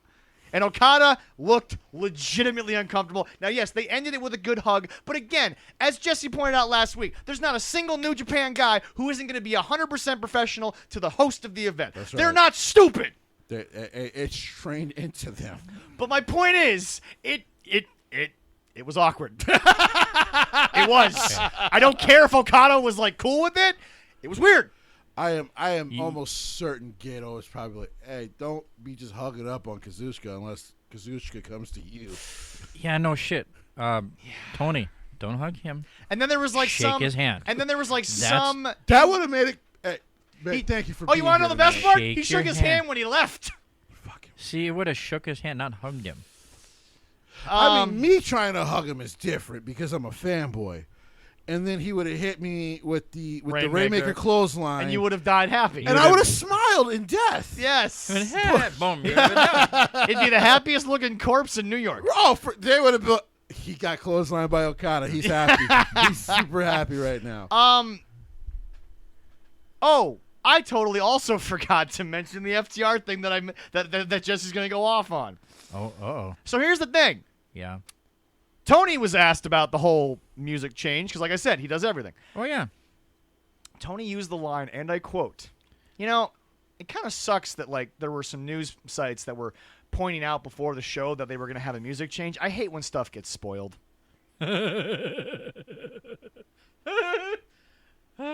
What? He's a dumbass. God. I hate when the internet spoils stuff.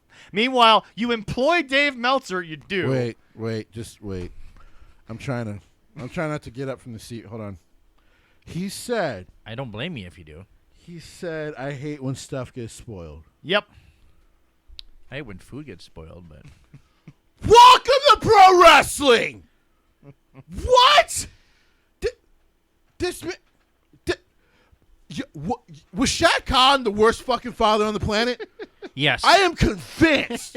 Yes. I am convinced this was the worst dad ever. He locked him in a broom closet like for he price. beat him and his sister ruthlessly. Yes. And then as they got older, he was like, "Fuck, I got to make up for it. Spend my money." Like, before I die. At least a sister can have successful businesses, though.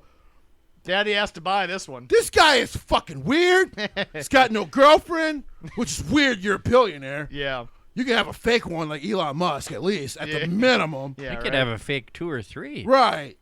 I'd have a harem for Christ's sakes. Elon got a fake family and a baby out of it. Right. And, oh, really? Oh, yeah. Elon's got a kid, yeah. Elon's got a kid. She doesn't.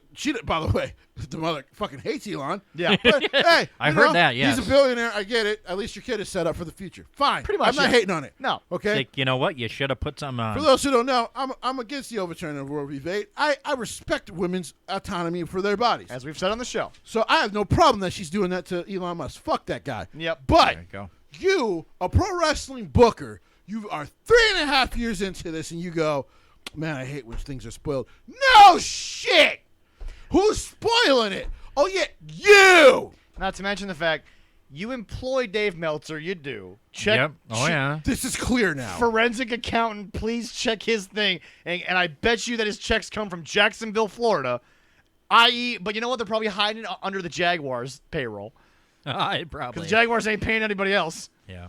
Not really. But anyway, We might have to investigate that one. you and the rest of the That one's not hard to find IWC out. stays All right. quiet when Dave Meltzer spoils the entire Royal Rumble one year. Silence. Someone says FTR is getting a new theme song. Oh, no, this wasn't even FTR. This was the Orange Cassidy Yeah. song. Orange Cassidy went back to his old theme song, which, by the way, Jim and Brian laughed at because it's a song from 40 years ago. He's like, yeah, Jefferson Airplane spoiled it when they released it in the 60s, you idiot. Yeah, it's like, change music. Not a big deal. But yeah, anyway, Yeah. so the media scrum, folks, the whole thing is on YouTube because it was, but there's no way I was going to be up at fucking 2 a.m. watching this shit. I watched it before Jesse came over this morning. But son of a bitch, he didn't blink for fucking 2 hours. I am not kidding. I am not trying to make a joke. I am reporting facts of journalistic integrity. The motherfucker doesn't blink. Because he's too high. Man, cocaine is a hell of a drug. Cocaine. Guys. You guys don't understand. Dave Chappelle was trying to tell you, and as someone who did it once, I could tell you, cocaine is a hell of a drug. It is one hell of a drug, yeah. I mean, it does wonders. These media scrums are as scripted as possible. But then when you get asked a legit question by somebody that wants a real story, answer. you got dick for me? Go to hell.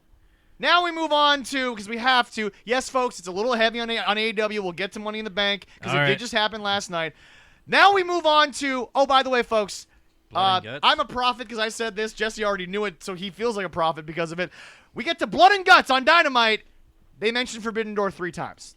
I'm not joking. I'm pretty sure they mentioned it 3 times. What if I went back to Japan? Your boy Chucky T's back.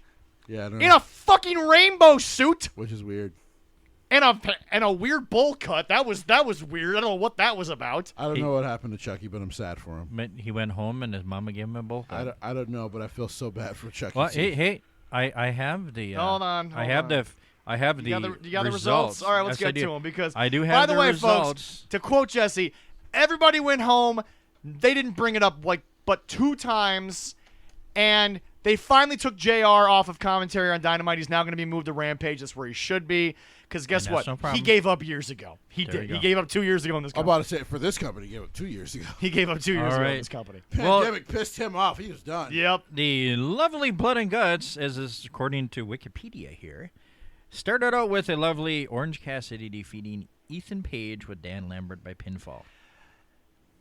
I am so over Dan Lambert. Yeah, so am I. Because Ethan Page comes out and he looks like a star. He actually looks like someone that can wrestle. Right. Ethan, call Josh. I'm sure you're still friends. Right. But stop this. But anyway. Hold on. Leave Lambert somewhere else. No. Just fucking send him back to America's Top Team.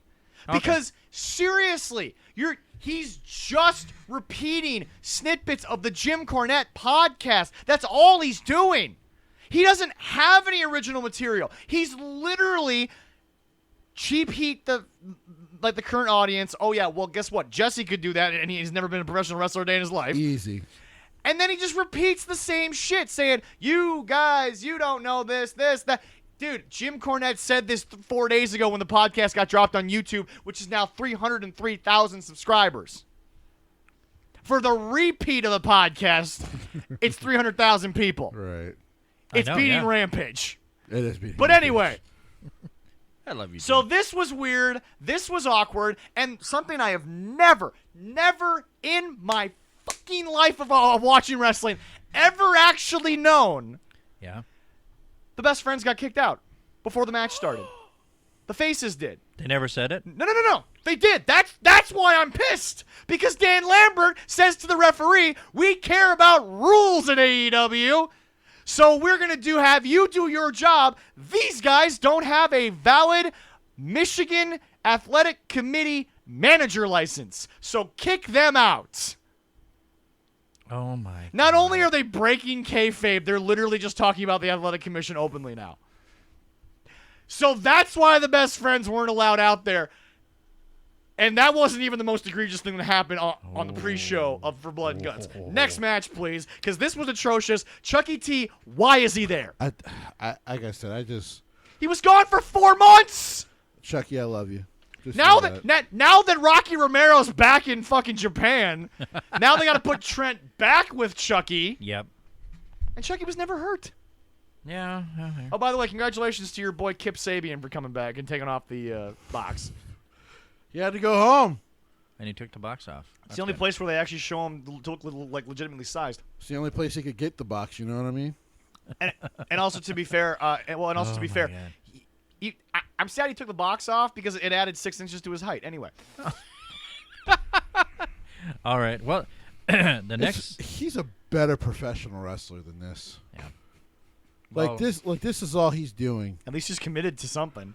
Like I said, I give him credit. Committed, maybe. He's Yeah. committed to the gimmick. Yep.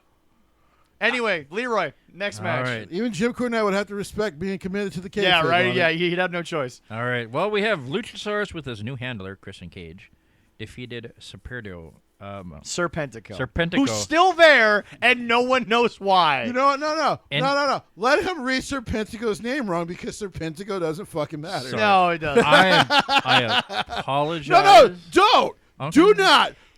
No one gives a shit no one about cares about Serpentico. Serpentico. It was a 55-second squash. This was actually good, and here's Yes, why. I agree. Christian didn't cut the exact same promo as last week, but it was similar.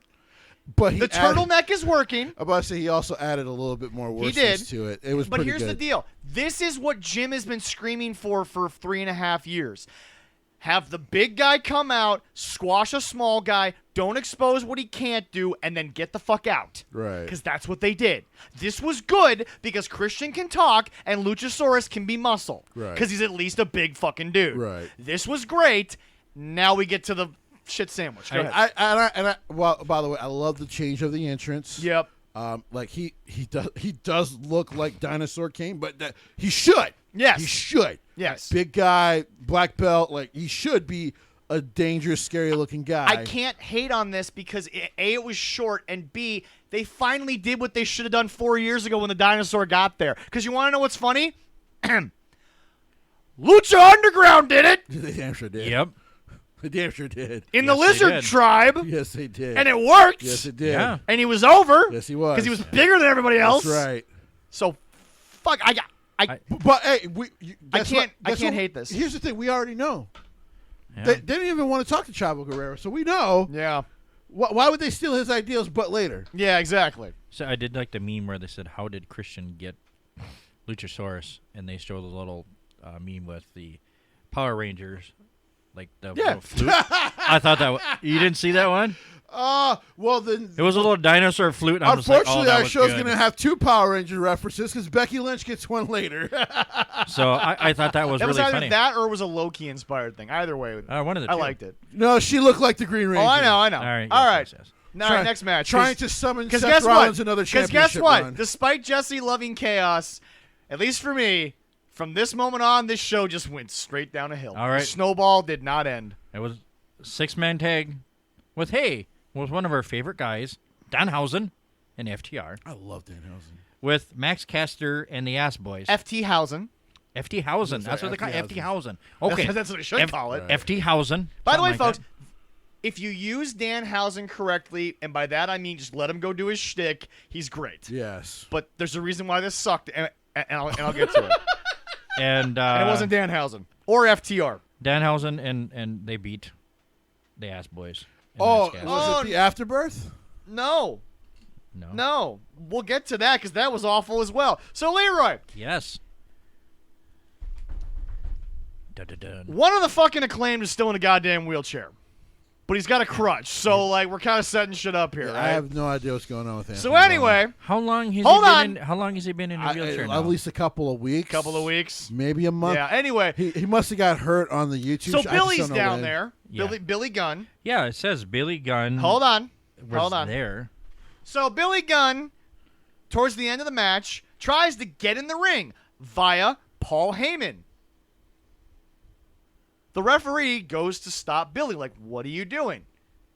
Now, was it Max Caster was in the match? Who was in the match? Was Max Caster was in the match, yeah. So Anthony Bowens wasn't. Caster, okay, right. So Bowens, all of a sudden... Yeah, he's down there too. Bowens, all of a sudden, slides in the ring.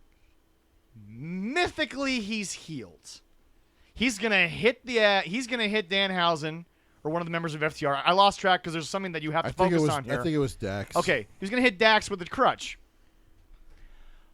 Fucking Aubrey, this goddamn bitch who keeps going on the internet at talking like this is her fucking dream job, but she's fucking sucks at it, turns around. No, not turns around and does something wrong. She literally turned around.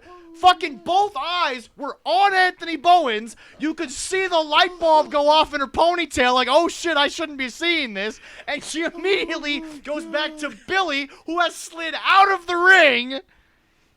And she stays there for 30 more seconds. Oh my. So that Anthony Bowens can miss Dax and hit one of the ass boys. Oh, God.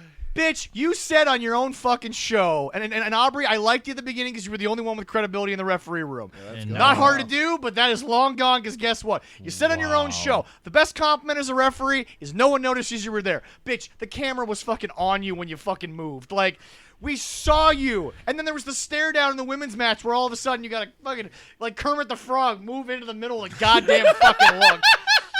That was fucking embarrassing. Like, hello, Miss Piggy. No. Tell me I'm wrong that you don't see Kermit now. God. Anyway.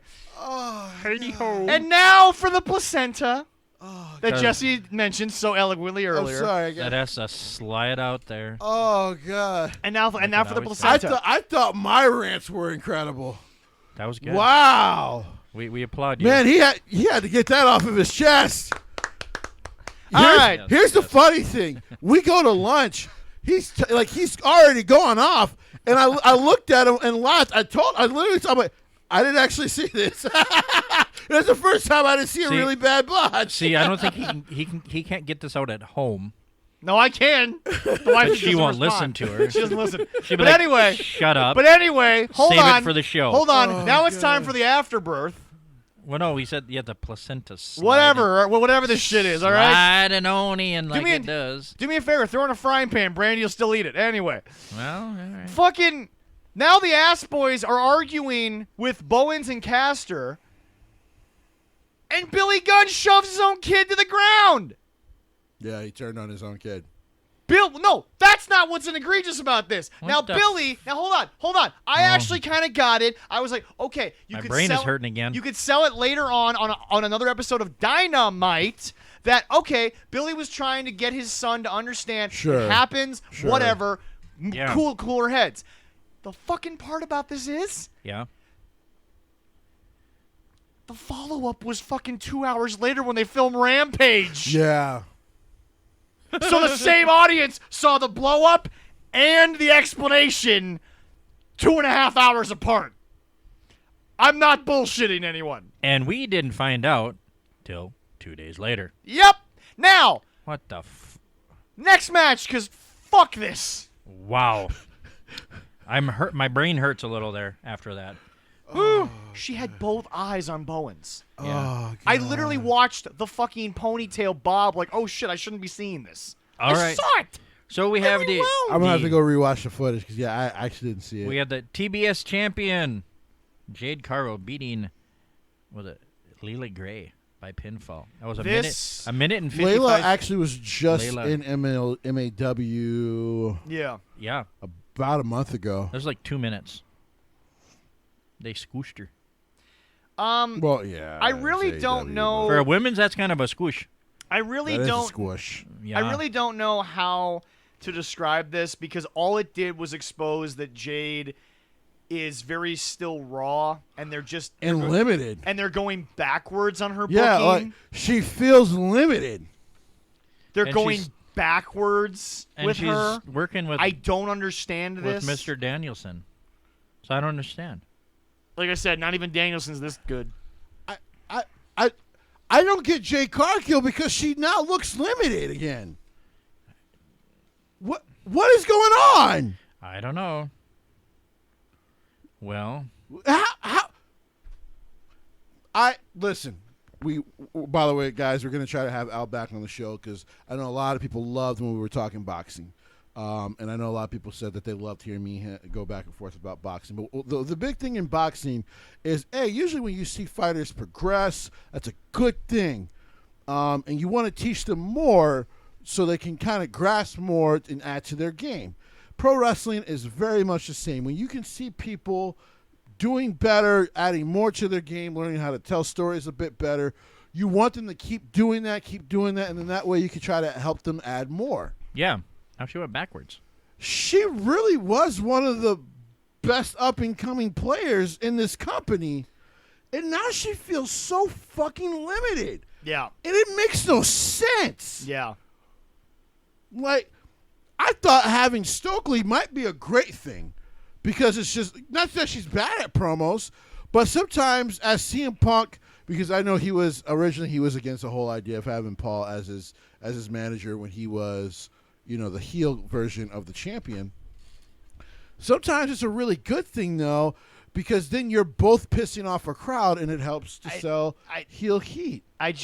When I see this whole thing, I see the decline of a young woman who was pushed to the moon because they kind of kept her very limited. There wasn't a lot going on. But then the brawl that happened afterwards, she looked so bad in the brawl. I just didn't know where to go with her. And at that moment, I had to throw my hands up and be like, yeah, I gave her Woman of the Year, and I clearly am not being backed up by even her. I just don't know how She's she went failing backwards you. like this. She's failing you. And Bowens is doing nothing. Or not Bowens. Stokely. Stokely's doing nothing for this. Yeah. He's legitimately making nothing happen. And I don't understand. What's the point of him being there then? All right, next match. Well, it's the blood and guts match. With the Blackpool Combat Club against Jericho, and is that when they came out with those red suits? Sorry, pause. What the fuck? What? Are you? What are you watching there? She saw him. Oh, you're watching that clip. This is really fun if everybody's listening. Yeah, I'm so sorry. To see Jesse's response to this. She saw him. And she did nothing. No disqualification. She literally tried to look away like she didn't see him.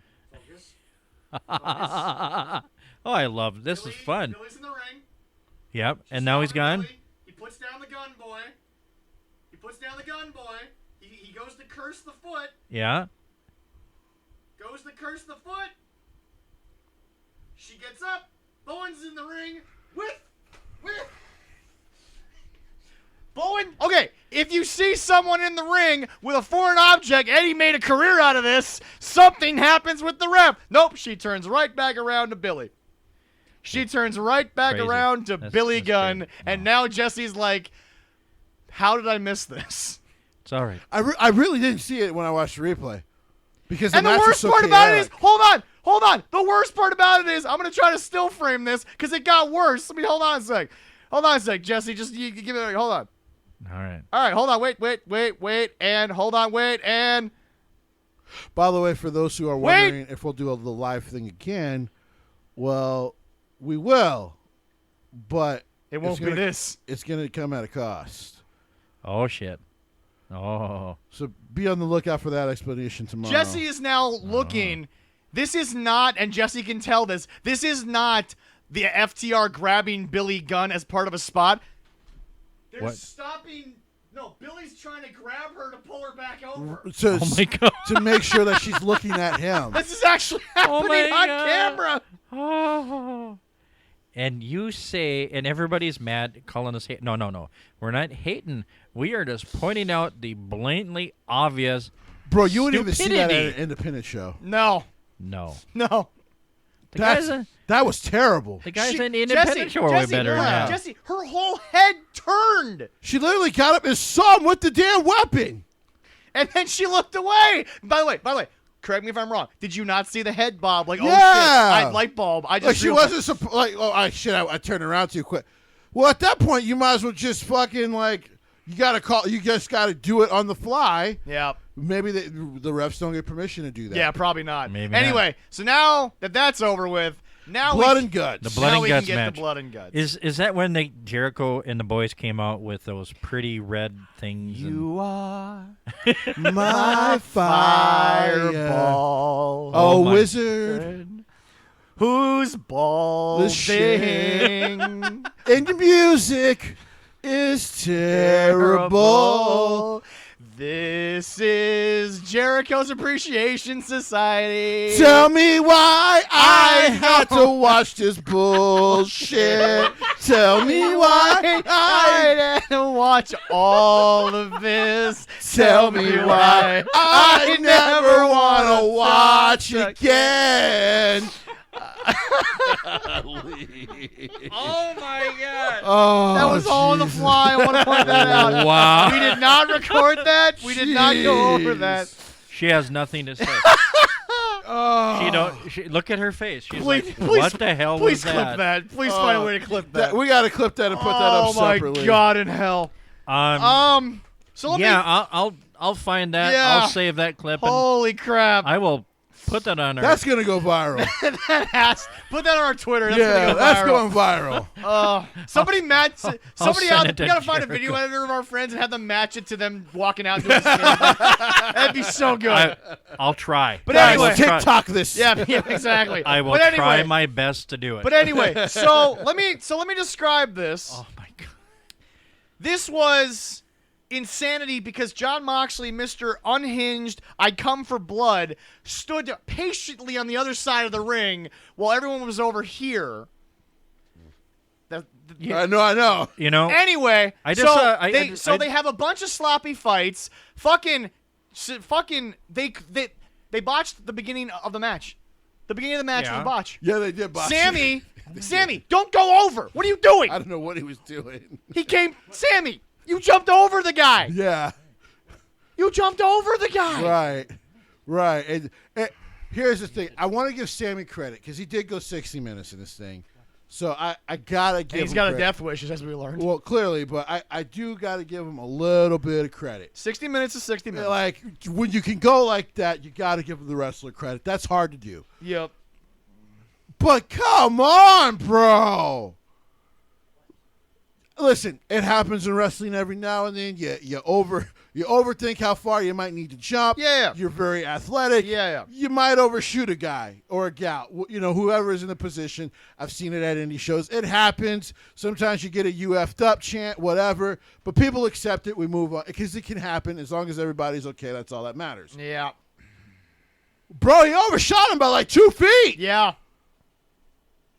I'm like, dude, this is a cage. How do you overshoot someone by 2 feet?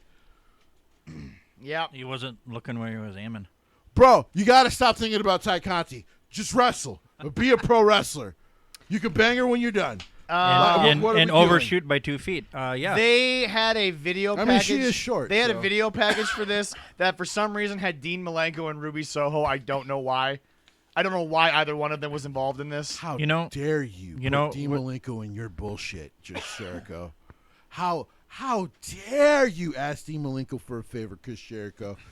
Dean Malenko retired a happy man, a good man. But do not include him in your Canadian bullshit. Go ahead, I'll have to Leroy. say about their outfits they came in. I'm not trying to. And I like Canadians, by the way. And I apologize to You all do. my friends like this. That was the gayest looking shit they were wearing. I know gay men, and never in their life would they wear something like that. Not like that. And they would come out and attention AEW. This was the most sports Vince can't sports entertainment. You know what? I never thought I'd say this, but Chris, you out sports entertainment Vince. There you go. Because not even Vince would have allowed 90% of this to happen. A normal gay man, like the gentleman that makeover guys, whatever, like, they'd be like, Jericho, what the hell are you doing? That's just really bad. By the way, you want to know the saddest and part? You want to know the saddest part? The most sports entertainment moment was Eddie Kingston. Really? Oh, yeah. Eddie entered the cage by not unlocking his eyes from Chris Jericho and hitting two dudes with a kendo stick who clearly ran up for the bump. He didn't even actually swing. He just tapped them. And they sold it like Sting with super kicks from the small children that Jesse still hasn't seen this happen yet. What did you hear? Somebody got He sold it like death when he got kicked in the shoulder. I'm sorry, go ahead. I heard they who did Cesaro Claudio spin up on the top? He tried. Yeah, I can't remember who that was. I saw he was doing that. Was it one of the 2.0 guys? It wasn't Hager. I think it was one of the 2.0 guys. Watching Dynamite this week was like watching a Raw replay from 2017. Like, you almost didn't care. And you want to know something, Leroy? Leroy, it's nice. Leroy, it's relaxing. we spent a good 5 minutes on a sports entertainment segment where Ty Conti attacked referee Aubrey. Deserved it for a botch, but that's not here or there. Fuck you, Aubrey. So she attacked Aubrey to get the key to the door. To open the door. But then she got attacked by Ruby Soho, who's now involved in this. It was the first time Ruby Soho got on Dynamite, and she was worthy in like the last 6 months. But anyway. Who is she aligned with now? Ruby Soho, she's with BCC. Oh, she is? But anyway. Mostly because of Eddie. But anyway. Wow. So, anyway, Leroy, I'm not done. Yeah. They made a big deal to get the key to open the door to Blood and Guts. 5 minutes before, one of the dudes from 2.0 was hanging by his fucking knees outside the cage, bloody, looking like an upside-down looking Jesus after the crucifixion. It's true. And this was on fucking network television. It's true. There needs to be a cap on blood in wrestling, because even this was too much. Even this made no sense. And then they finally get to the top, and by the way, Leroy, now we have to get into your years of wrestling, which even dwarfs Jesse over here. Oh, for sure. Leroy, what exactly is Blood and Guts, but they can't call it that? What is the match? What match are we parodying? That's War Games. Okay, so War Games was famously Dusty in a blow-off against who? The Horsemen. Yeah. So it's a blow-off match. When this is over, everyone go to your separate corners. We're done, right? Yeah. The match ended setting up an angle. Are you sure Vince Russo's not booking this shit? They had a blow-off, hour-long, 60-minute bloodbath to set up an angle. Because guess what? Eddie Kingston didn't beat Jericho. Their feud's not over. Oh, my God. So Tony's going to wait 6 months and come back to it. Because there was never an ending. And Jericho probably knows it. And consider it because how it ends was Jericho tapped out, but the referee was staring at the guy that Claudio was tapping out. But Kingston was trying to tap out Jericho. And Kingston wasn't happy that they won. He was dishappy about how they won. Oh, my God. You guys can chant Eddie all you want like he's Eddie Guerrero, but I'm tired of him. No, yeah, he's a dumbass. I'm Eddie, over the character. Eddie, Vince would have had you do something similar to this, but you probably wouldn't be as bloody, right? By the way, the blood isn't needed. They do War Games without blood. They do. By the way, WCW in the golden days of War Games did it without blood. Yeah. They just beat the shit out of each other. John Moxley had a fork. John Moxley was basically Batman in this match. Shit was coming out of his belt. I'm not joking. Shit was coming out of the belt. I am Batman, my utility belt. Moxman.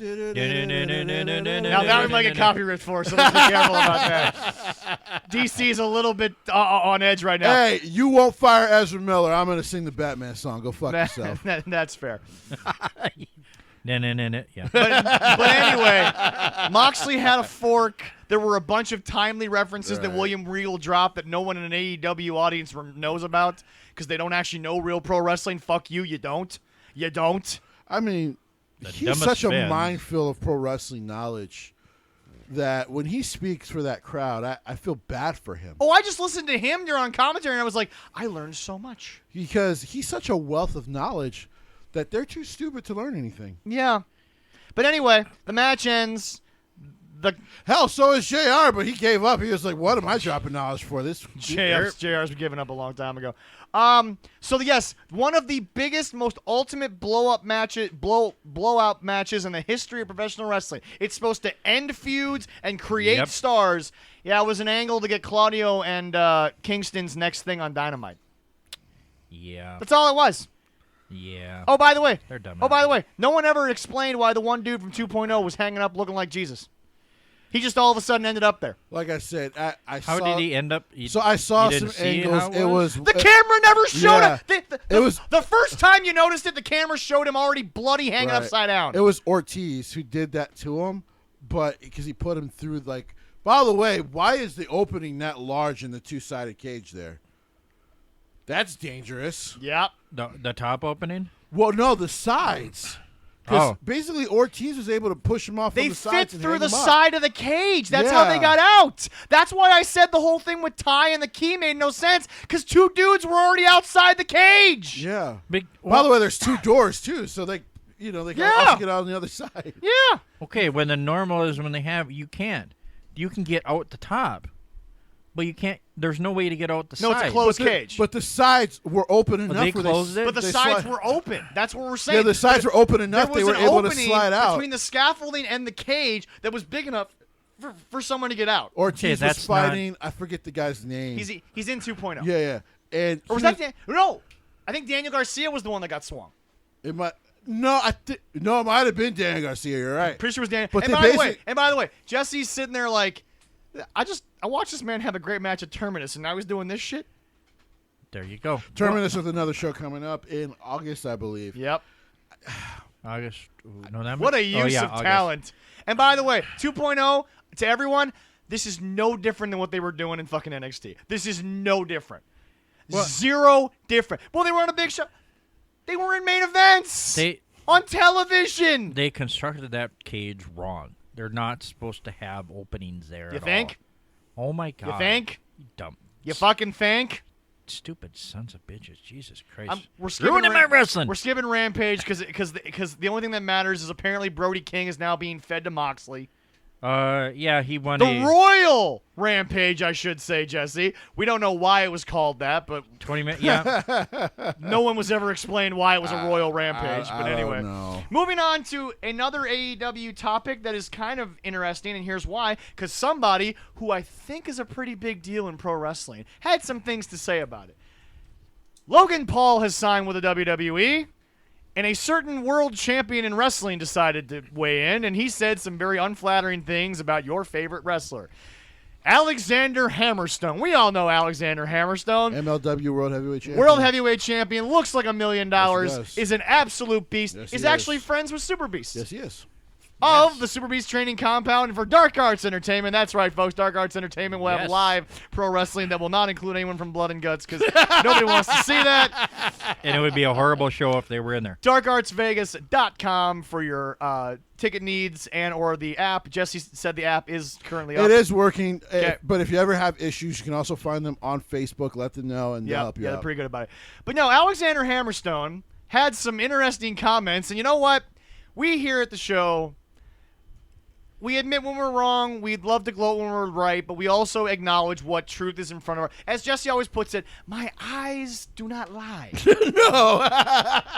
No. When you see it. Damn it, I got to trademark that. You should. Alexander Hammerstone simply put, and he went right into it too. He didn't preface nothing. He just tweeted out, Logan Paul is bigger and in better shape and has more followers than all your favorite indie guys. That's true. That's true. And the sad part about it is you look at Logan Paul, he's in better shape than half the dudes on the AEW roster. That's true. And his last match with The Miz and the Mysterio, Very good. By the way, folks, for those of you did wondering pretty why good. Mysterio's face Judgment Day on main event, that's going to happen now on Raw, because on main event, that's where they figure things out, you goddamn idiots. People are so stupid. Oh, my God, they already moved them all to main event. Maybe because they were just trying to work stuff out, guys. Because guess what? Vince creates for not Jesse, who has nothing better to do in life but watch pro wrestling, it seems like. That's true. He does it for the casual person who's not going to watch main event like Jesse. By the way, you didn't have to say it out loud, fucker. Because now I'm going to yell at him next time I see him. He'll be like, I mean, listen, pal, I don't give a shit about you, but I love you. Jesse, you've had 30-some years of reasons to yell at Vince, so it doesn't really matter what I say now. Vince, I've watched so much wrestling. I just want one thing. But, yeah. But, yeah, no. Get this weird kid out of here. When you really think about it, folks, if Logan is willing to take this seriously, which he clearly is. Triple H endorsed it. Yeah. Alexander Hammerstone, love or hate him, folks, and guess what? He don't care if you love or hate him because he don't give a shit about you. Alexander Hammerstone's right. He's more over than your favorite indie wrestler. Yeah, he is. He has more followers combined on this earth than many people. Yes, they don't want Jake because nobody wants Jake. He's a piece of shit who made Tyron Woodley throw a fight. No one likes that little motherfucker. He's also broke because he put everything into crypto, and that's only dropped $10,000. He gets everything he deserves. And see, this Logan Paul. My girlfriend does not watch wrestling, but knows who Logan Paul is. But she knows who Logan Paul is. Now, I've heard of that guy. Now, yes, I've said on the show he's a piece of crap, but as Allison's tried to explain, ever since his issue in the Japanese suicide forest, he's tried to make amends. He's tried to at least be a somewhat of a better guy. He's still a complete douchebag, but he's tried to make himself out to a better person. WWE just will not book him for any Japanese tours. That's just not going to happen, because I'm pretty sure the Japanese government still won't allow him inside the country. And they might arrest him. He can be a big douchebag in WWE. No. If he wants to be. No. He just is. We're just going to end with that because he is. Right. But I hate to say it, guys. This is kind of a big signing because that was the most liked photo in the history of WWE's Instagram. Mm-hmm. True. And it looks like his first Twitter, I should say. His first feud is going to be with Miz. Yeah. Miz. Which is not bad. That's a great way to start. I know Jesse had to argue this a couple weeks ago when people keep trying to say Miz is a demotion, and I'm like, he's the gatekeeper to the main event. Yeah. Yeah, he really is. You feel with Miz, the next thing you're doing is winning Money in the Bank or a world title. Listen. Let's just. I'm gonna just throw it out there. You guys are Hall of Famer guys. You might not like him. Yes, you might hate him. Blah blah. He's a Hall of Famer, and you're not supposed to like him. So by the way, especially not right now, you're not supposed to like him. So all right. You say you say the gatekeeper. I think of Ghostbusters. Are you the gatekeeper? Yeah. So now we move on. I will be. Oh jeez. Now we move on. We have more important things to get to in NXT, but Jesse, Nikita was back. Go ahead. Thicky James. Thick Stratus. Oh, yeah. Thick Mella. See, I even added a new one in there. How many minutes are we going to give him on this one? Daily. How many minutes are we in the show? Not Bailey. Daily. We're almost at 2.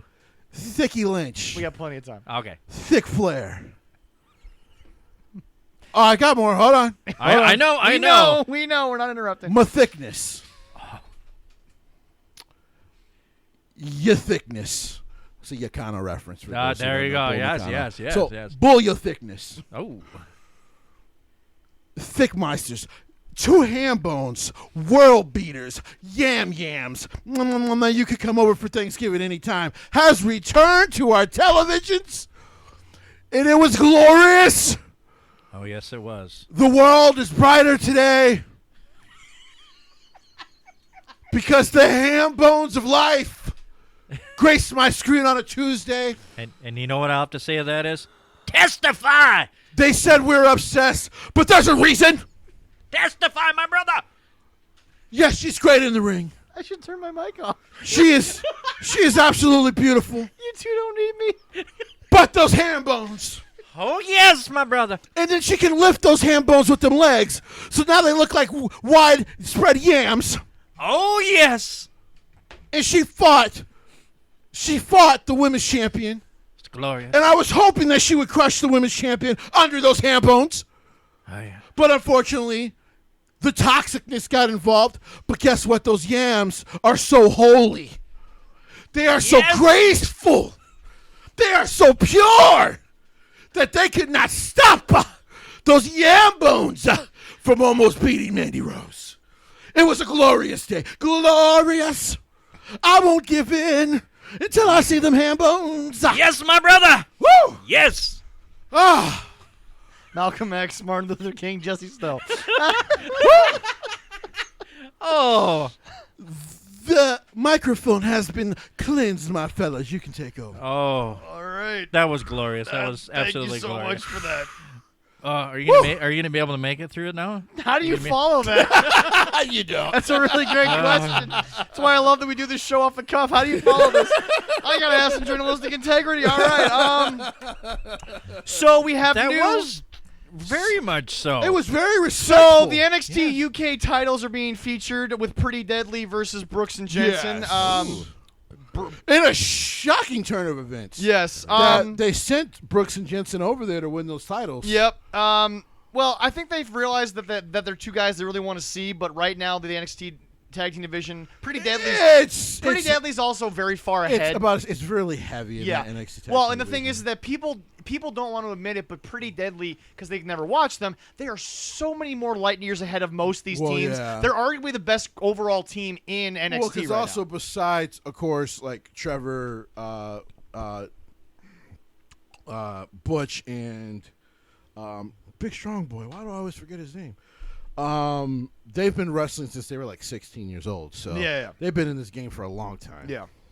But anyway, we also had an issue with. By the way, I'm pretty sure it's been broken. The two druids. That's the Grizzled Young Veterans, basically.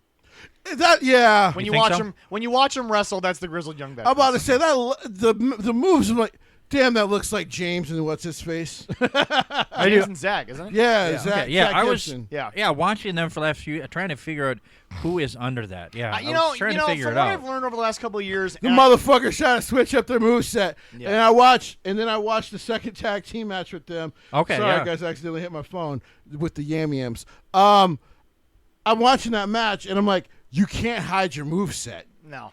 It's the hardest thing to try to do. Yeah. Randy tried it, and everyone was like, nah, bitch, that's Randy Orton. When he was the mask guy. Yeah. No, that's Randy Orton. I'm not beat. Now, I will say this. It seems like GYV, like they're those guys that they realize they're getting paid pretty well.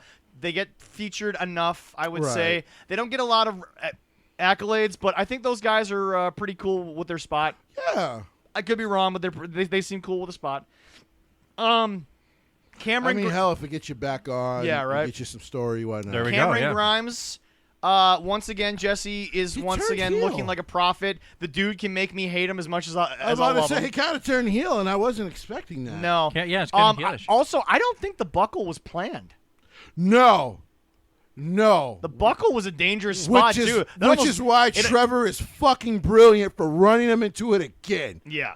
So usually, like, because I did see that, and I was like, I watched it again. Yeah. That was the second time it happened. Yeah, so I think Trevor heard the pop and was like, "Oh, this shit's ready to blow." So luckily, it was later in the show. So I was told the rumor was it was supposed to come off the first time. Oh, okay. So, but Trevor clearly was like, wait, and then he must have heard it and went, "I'm gonna fucking do it again." Now, what was so good about it, and the words are backstage, he did not warn Braun before he was going to do it again. No. Braun just thought he's going to run into the top corner, not that one, or the mid corner, and take a shoulder bump. No. I'm running your head straight into that one that's going to break. Now, understandably, those are padded enough. Yeah, it shouldn't hurt you too bad usually. No. He might win the title this week. Oh, really? Well, I do have the card for the Great American Bash, which is Tuesday. I'll see it Wednesday, but whatever. Yep. But yeah, I'm okay with once again, like I said, Jesse looking like a prophet because Cameron is showing that he can do anything right now. I mean, the guy's just really good, and Jesse is still wondering what the hell Scott was allowing to happen in Impact. Terrible mistakes were made in TNA. Clearly. You want to run down? Should we run down the card for the American Bash that's coming up? Because we were talking about our good old NXT 2.0. All right. As we did allude to that, yes, Braun Breaker versus Cameron Grimes for the NXT Championship. I'm going to love it. It's going to be a good match. It's going to be a damn good match. Whoever wins, it'll be a good match. Yeah. Oh, yeah. All right. Then we have the Women's Tag Team Championship. We have Toxic Trash and their champions, and Cora Jade and Roxanne Perez. This is the best opportunity, I think, when you look at the story that's been presented of Toxic losing. It's a 50-50 shot. I know we've said that before, but I mean, like, once you finally bring in everything and you look at the fact that, okay, Roxanne, they could have easily just given up on Roxanne a couple weeks ago, and then we would have been like, that's WWE for you. Right. And they haven't. Right, that's true. They haven't. Right, that's true. Good match, and I hope to win. It's also the first big night of matches back with Papa H at the helm. So There we go. He likes to do surprises. That's true. He likes them. The next we have, and this was a swerve given to Carmelo Hayes. Yep. Because he signed a piece of paper. Carmelo Hayes against Grayson Waller for the NXT American Championship. I mean, he's going to whoop Grayson's ass. Yes. But I don't know if he's going to win the match. Yeah. Yeah. Here's the thing. Okay. Because now they're almost starting to separate him a little bit from Trick Williams. Yep. And by the way, clearly, this is not a shot at Grayson, but clearly he's better than Grayson Waller. Well, but I've said before, arguably, if presented right, Carmelo Hayes could be the biggest star in the business. Right. Straight up. So I do believe, like, the match they're going to book is that Carmelo's going to be wrestling circles around this guy. Yeah. He's going to be whooping his ass. But Grayson's going to get the heat by winning the thing. Grayson might find a way to cheat and actually win the title. Yeah. There we go. It'll be good. It'll be good. Yeah. Then he got his boy, Trick Williams, is going to go wrestle against Wes Lee. Oh, this is the one that's a squash. I think Wesley's about to whoop Trick Williams' ass. Oh, really? Trick, You think so? Yeah. Trick is one of those. Because usually especially like in Triple H's crew, including Shawn Michaels, you don't do the babyface constantly beating down over and over before they finally have a match against a heel where they just snap and they squash. And Okay. Trick's one of those great manager type guys where, like, he's a lot like Austin Theory in the sense of, you know what? This ain't even racist. I want to slap the black off of Trick. He's an asshole. He's a complete asshole. And I say that with all due respect, Trick. But I want to smack the black and off. here's the thing, like, I think what's really awesome about this whole feud is now this is a way to start to get Wesley over even more. Yep. Mm-hmm. Because they've beaten him, they've had him, just bring up the fact that he lost his best friend so they couldn't go back after the tag titles. Yep. Like, it's been really well done by them. Now, I do agree with people, well, maybe you shouldn't have fired. I get that. But it was going to be hard to overcome the Hitler photos. Much like Disney folks firing someone recently. Sometimes you're just back into a position you just got to fire somebody. I heard that and I laughed. Oh, we all did. Yeah. I'm all for people still being able to make a living, just not around kids, please. That's all I'm asking. All I'm asking. I'm half and half on that still, but This would be a good match. And is it a possible way for them to kind of separate Trick and Carmelo? Possibly. I think it's an opportunity on a grander stage other than Level Up, right, where you get to really sort of see Trick for what he can be. Right. Because I think at some point when Carmelo gets to be so heelish that he just drops Trick, I think Trick still has a spot on the roster. I've actually I think so too. I started to see Carmelo go more babyface though. Well, that's fair. Oh, really? Okay. I mean, here's the thing. You don't get much more heel in NXT but Grayson Waller. And by the way, folks, for anyone wondering if Jesse's still trying to hype up Grayson Waller, no, the heat from the Gargano thing is still there. Nobody likes this guy. Absolutely. Like I said, he can no longer go babyface. It cannot happen. No, they'll try it and they will fail.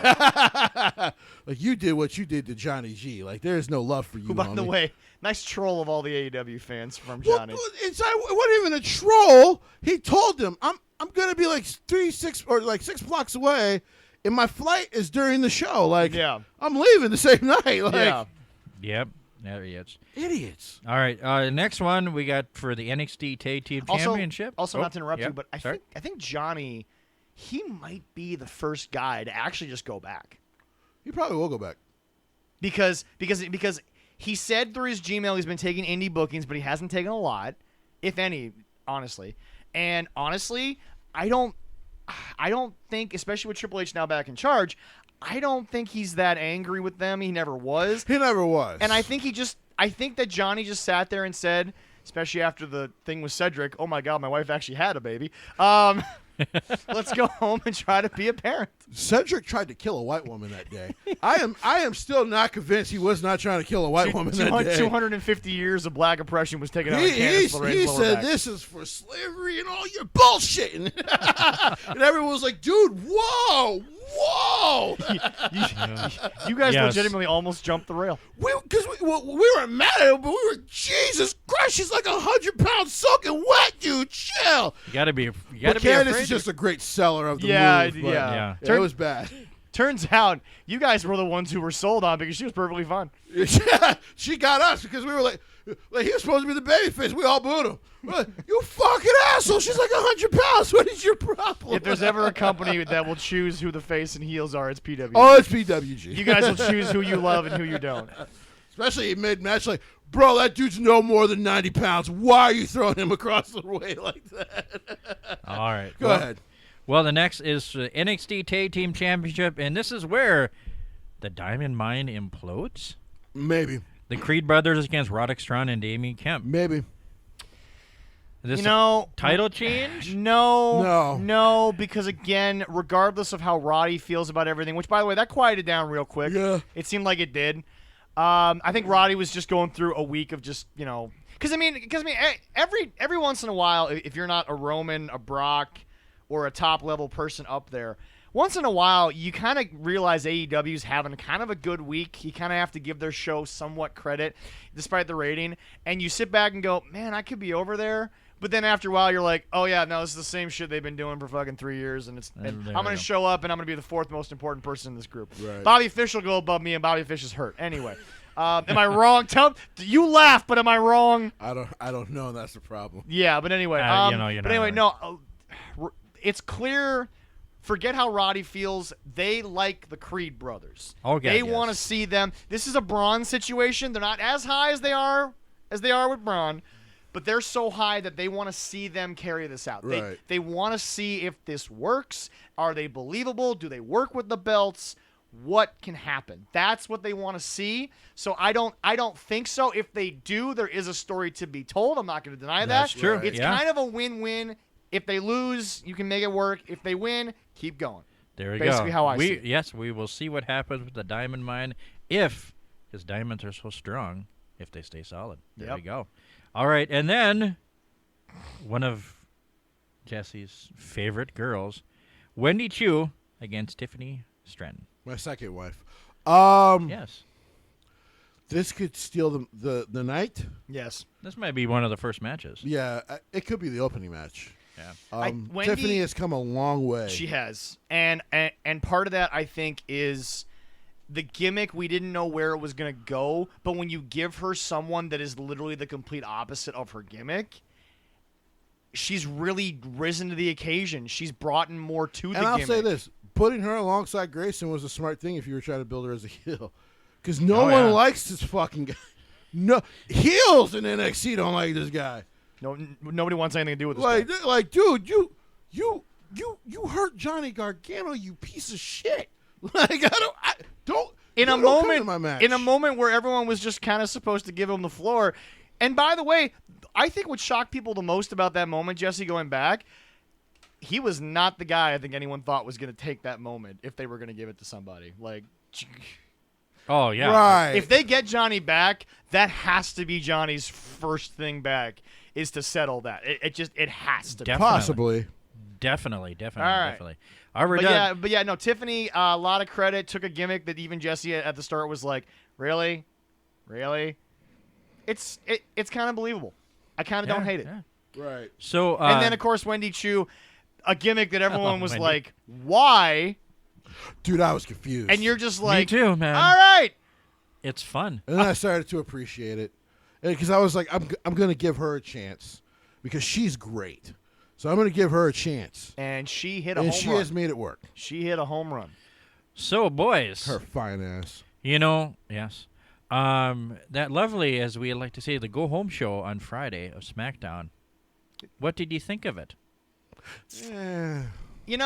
For what it was, Man. which was basically them sitting there saying, we don't have 48 hours. We literally are going to give this to you in less than 24 hours. I don't think they put as much effort into it as they were originally planning on doing it. It was pretty meh. Becky was good on commentary. Sure. The ladies' 6-man was okay. I'm a little bugged that there wasn't more heat between Alexa and Liv. Kind of wish there was more there. But like I said, this might have been a show that was kind of a throwaway because it was only 24 hours away. And they needed to get people on flights back to Vegas and get some sleep. Sami Zayn's still going to die. Sami Zayn will die at some point. Very soon. The only chance he had to save himself ended when they fucking powerbombed his ass onto a ladder. Man, Sami's going to die. Sami is going to die very soon. Because Roman's not going to be able to get his hands on Brock, so Sami's going to die. Yeah. Yep, I did like, and then they added the remainder of it's going to be a nice cast. The men's and women. You know, it's going to have all of his accolades. It's going to have how he's the locker room leader. Yeah. You know, it's going to be a nice casket. Yeah. But he's getting fucking buried in it. Just FYI, it will not be an open casket. Oh, probably not. You don't want to see what Roman's going to do. No. You don't want to look at his face. You know, the exchange between all the guys on the ladders wasn't awful, wasn't terrible. No. I love that. They are still trying to recapture what they did in 2015. Right. I love that Kevin Owens goes on a rant, and now it's canon that there's a third brother. Yeah, that's because that's just going to be gold. That's just great. But yeah, wasn't the best show. No. The Maxim male model thing is the only chance this has is if LA Knight doesn't get bored of it. Well, the biggest chance this has is that they're committed to him in this, and to Mansoor and Mace. Mace and Mansoor. The funniest part about this was that was the first time I felt like Adam Pearce, where I just wanted to choke him. Because I was just like, I honestly think the funniest part of this was when Allison looks at Mansoor's new spelling and goes, way too many umlauts, too many dashes. No, we can't do this. Well, you know, I give credit to both the wrestlers for doing this gimmick. It's very and they embraced it. I've been meaning to say this. I've been meaning to say this while they were teasing this. Jesse, we just had a conversation last week about a guy who's doing very well, and he just goes with whatever they tell him backstage. Right. We really can't hate on this yet because we know the performer that Eli is. Right. And also, it's not like Gunther hasn't been featured very well in what he's been doing. Now he comes in with a completely separate gimmick. I mean, we know that. Right. But I hate to say it, but we're in the middle of a time period where, damn it, as much as we hate it, we got to give Vince a little time. We have to. He's been good with some things. Right. We like we're forced to sit back and say to ourselves, fuck it, we're gonna give you a couple weeks. Like, we just are. We have no choice. You kind of have to. Yeah. So it was okay. Like I said, it was an okay show. Yeah. Wasn't the best. Nothing overly worst. special. Yeah. Sonya Deville, I don't really know where that's going yet. But what a potato on Adam Pearce that was. Probably more punishment. Yeah. Probably more beatdowns. Yeah. Probably more handicap matches. This is also a great example as why, once again, please don't let Ronda Rousey speak. This, guys, I gotta be honest, man. It's her promos since she's been back are terrible. Do you think, like, honestly, do you think that she's just legitimately not into this like she was the first run? I don't know, but it's something's off. Something's off because these promos are terrible. The moment she opens her mouth, Jesse, I don't know what it is, but the emotional state she's in, the inflection, I'm out. I am so far out from the moment she starts speaking. I can't give it time. Dude, as soon as she starts to run her mouth, I'm like, and I'm gonna go take a piss because it's mush. It's nothing to me. Yeah, like I literally can't listen. I have never seen someone, and I will include all the AEW promos because Cody had a famous one. I've never seen someone say so much and I got nothing out of it. So, of course, the lead-in, was the Money in the Bank last night. Yep. Oh, he's back. Well, hey, I had to go. I thought really good show, Money in the Bank. Like I said, I thought there were some major issues in this show. As far as the main event and stuff like that. But I thought otherwise, because I watched it this morning, Leroy. And you watched? Okay. Yeah, I watched it because last night I had to work last night, ended up kind of being up to like 10, and I went to bed as soon as I got home. Yeah, I know. I was running around helping the girlfriend out, and I was like, shit, I gotta get home. Yesterday I was up at 5 a.m. I did some morning work where I went and delivered like meds to older people and stuff. Oh, and okay. Stuff like Well, that. that's good. But I was like, okay, I've been driving this van all day, and I'm paying for it today because now my leg feels a little stiff. But I was just like, you know what? I'll watch the replay in the morning because I thought maybe they might have it up, replay ready. But they don't work. Peacock does not work as fast as WWE Network did. Come on. But this morning it was ready to go at 6:30. But it was ready to go. The cock had it ready at 6. Yeah, the cock had it ready. Come on there. So the cock has to work better. I watched it. I definitely enjoyed. I definitely will say I enjoyed all of it. We're gonna get to some of the issues, but I'm thinking we start with the opening match. Well, I have everything right here. Oh, perfect. Okay, let's go. Yeah. All right. He was ahead of the game for us. Yeah, I just missed one thing that I had to print out real quick, but yeah, it's all right.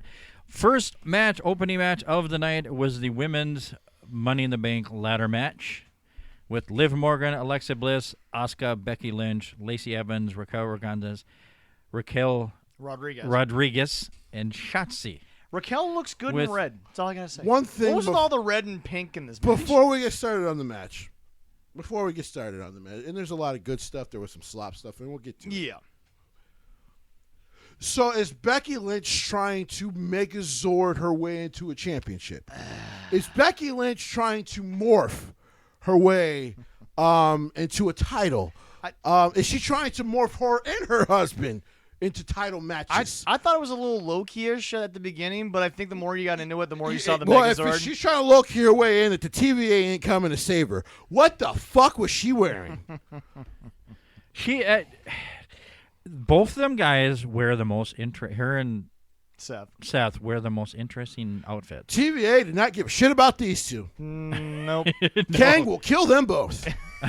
Like I don't know what they were wearing tonight. All right. Jesse just diving deep into the next phase. Of right into the MCU. Showing my nerdiness. Jay's take will be back soon, by the way. There we go. But yeah, she comes out because, by the way, she's the first one out. She was, and I went, okay, I'm interested to see what she's wearing. And as she comes out, I'm like, she's a Power Ranger.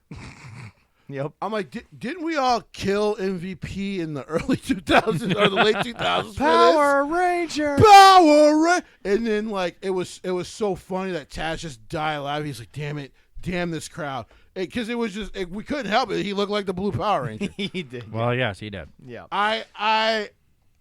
I don't know and I know that they're nerds, so they like to have a lot of hidden stuff in there, and that's fine. Yeah. Guys, it's okay to just wear normal wrestling attire. It is, yeah, it really is. I'm just saying. Right. Now, into the match.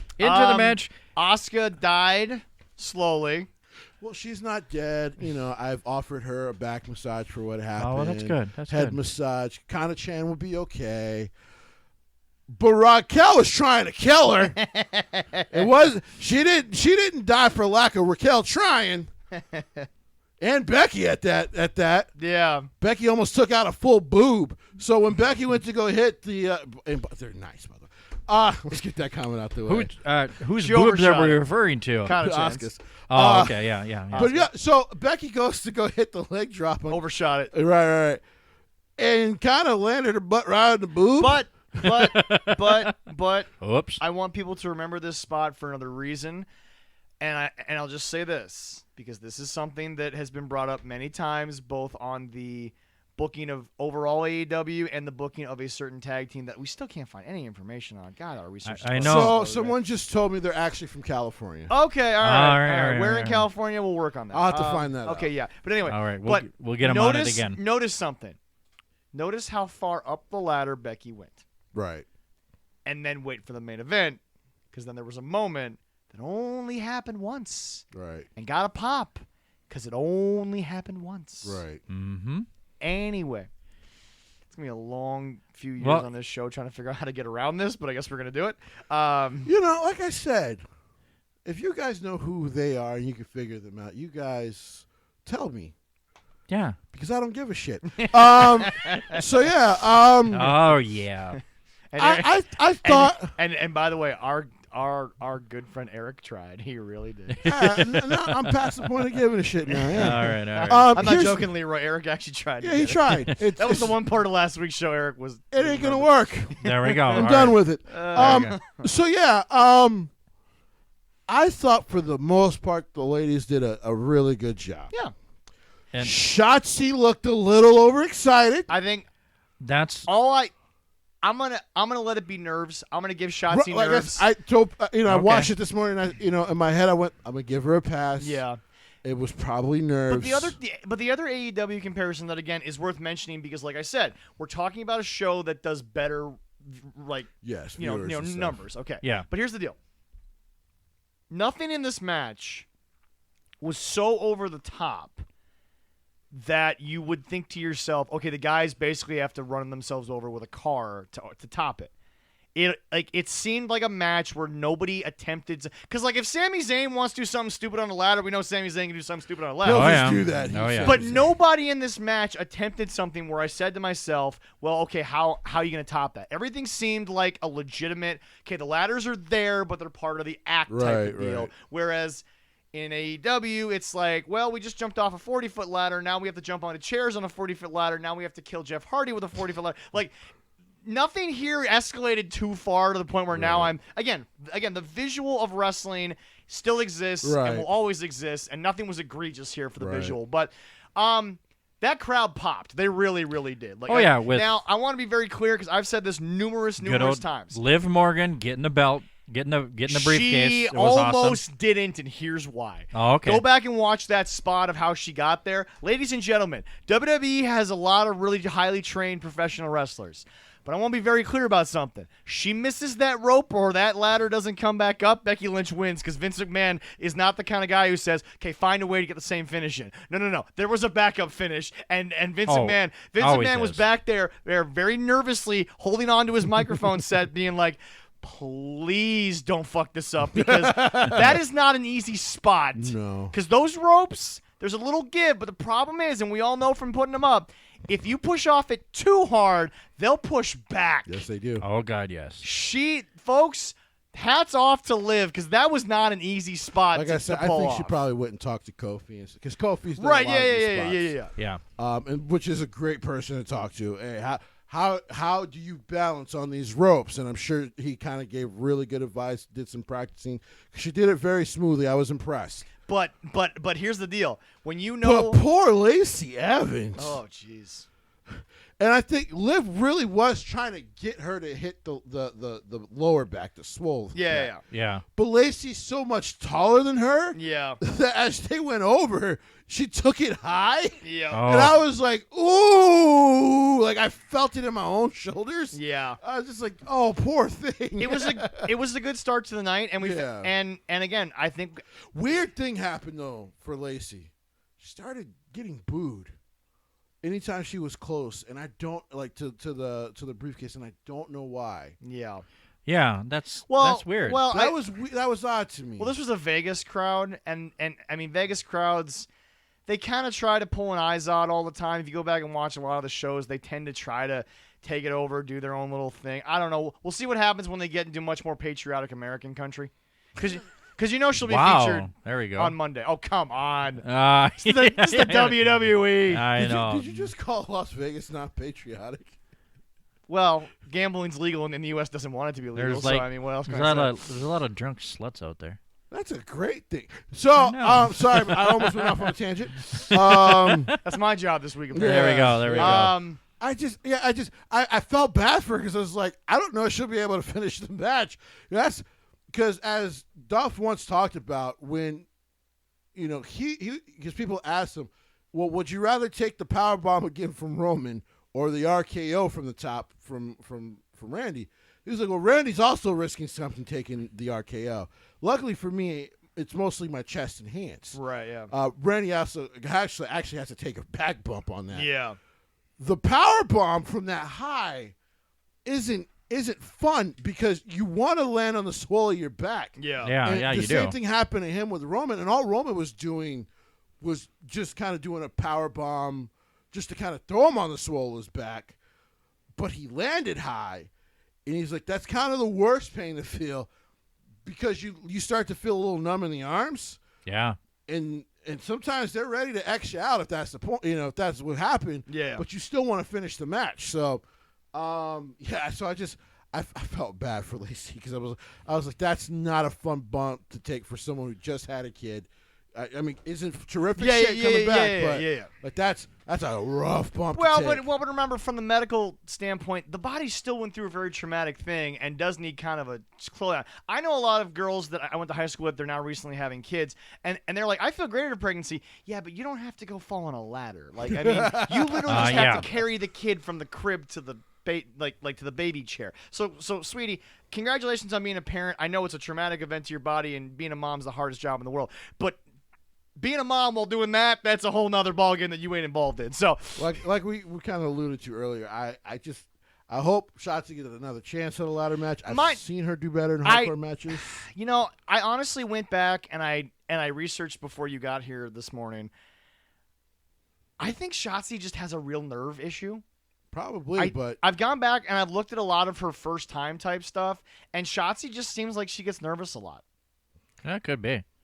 Don't blame her. I mean, we're not going to see anyone go up to her like Brandy Rhodes did and said, "What do you need so you don't have a panic attack on live television?" That ain't going to happen. But, all right. But yeah, great match. Great match for Liv. Obviously, I think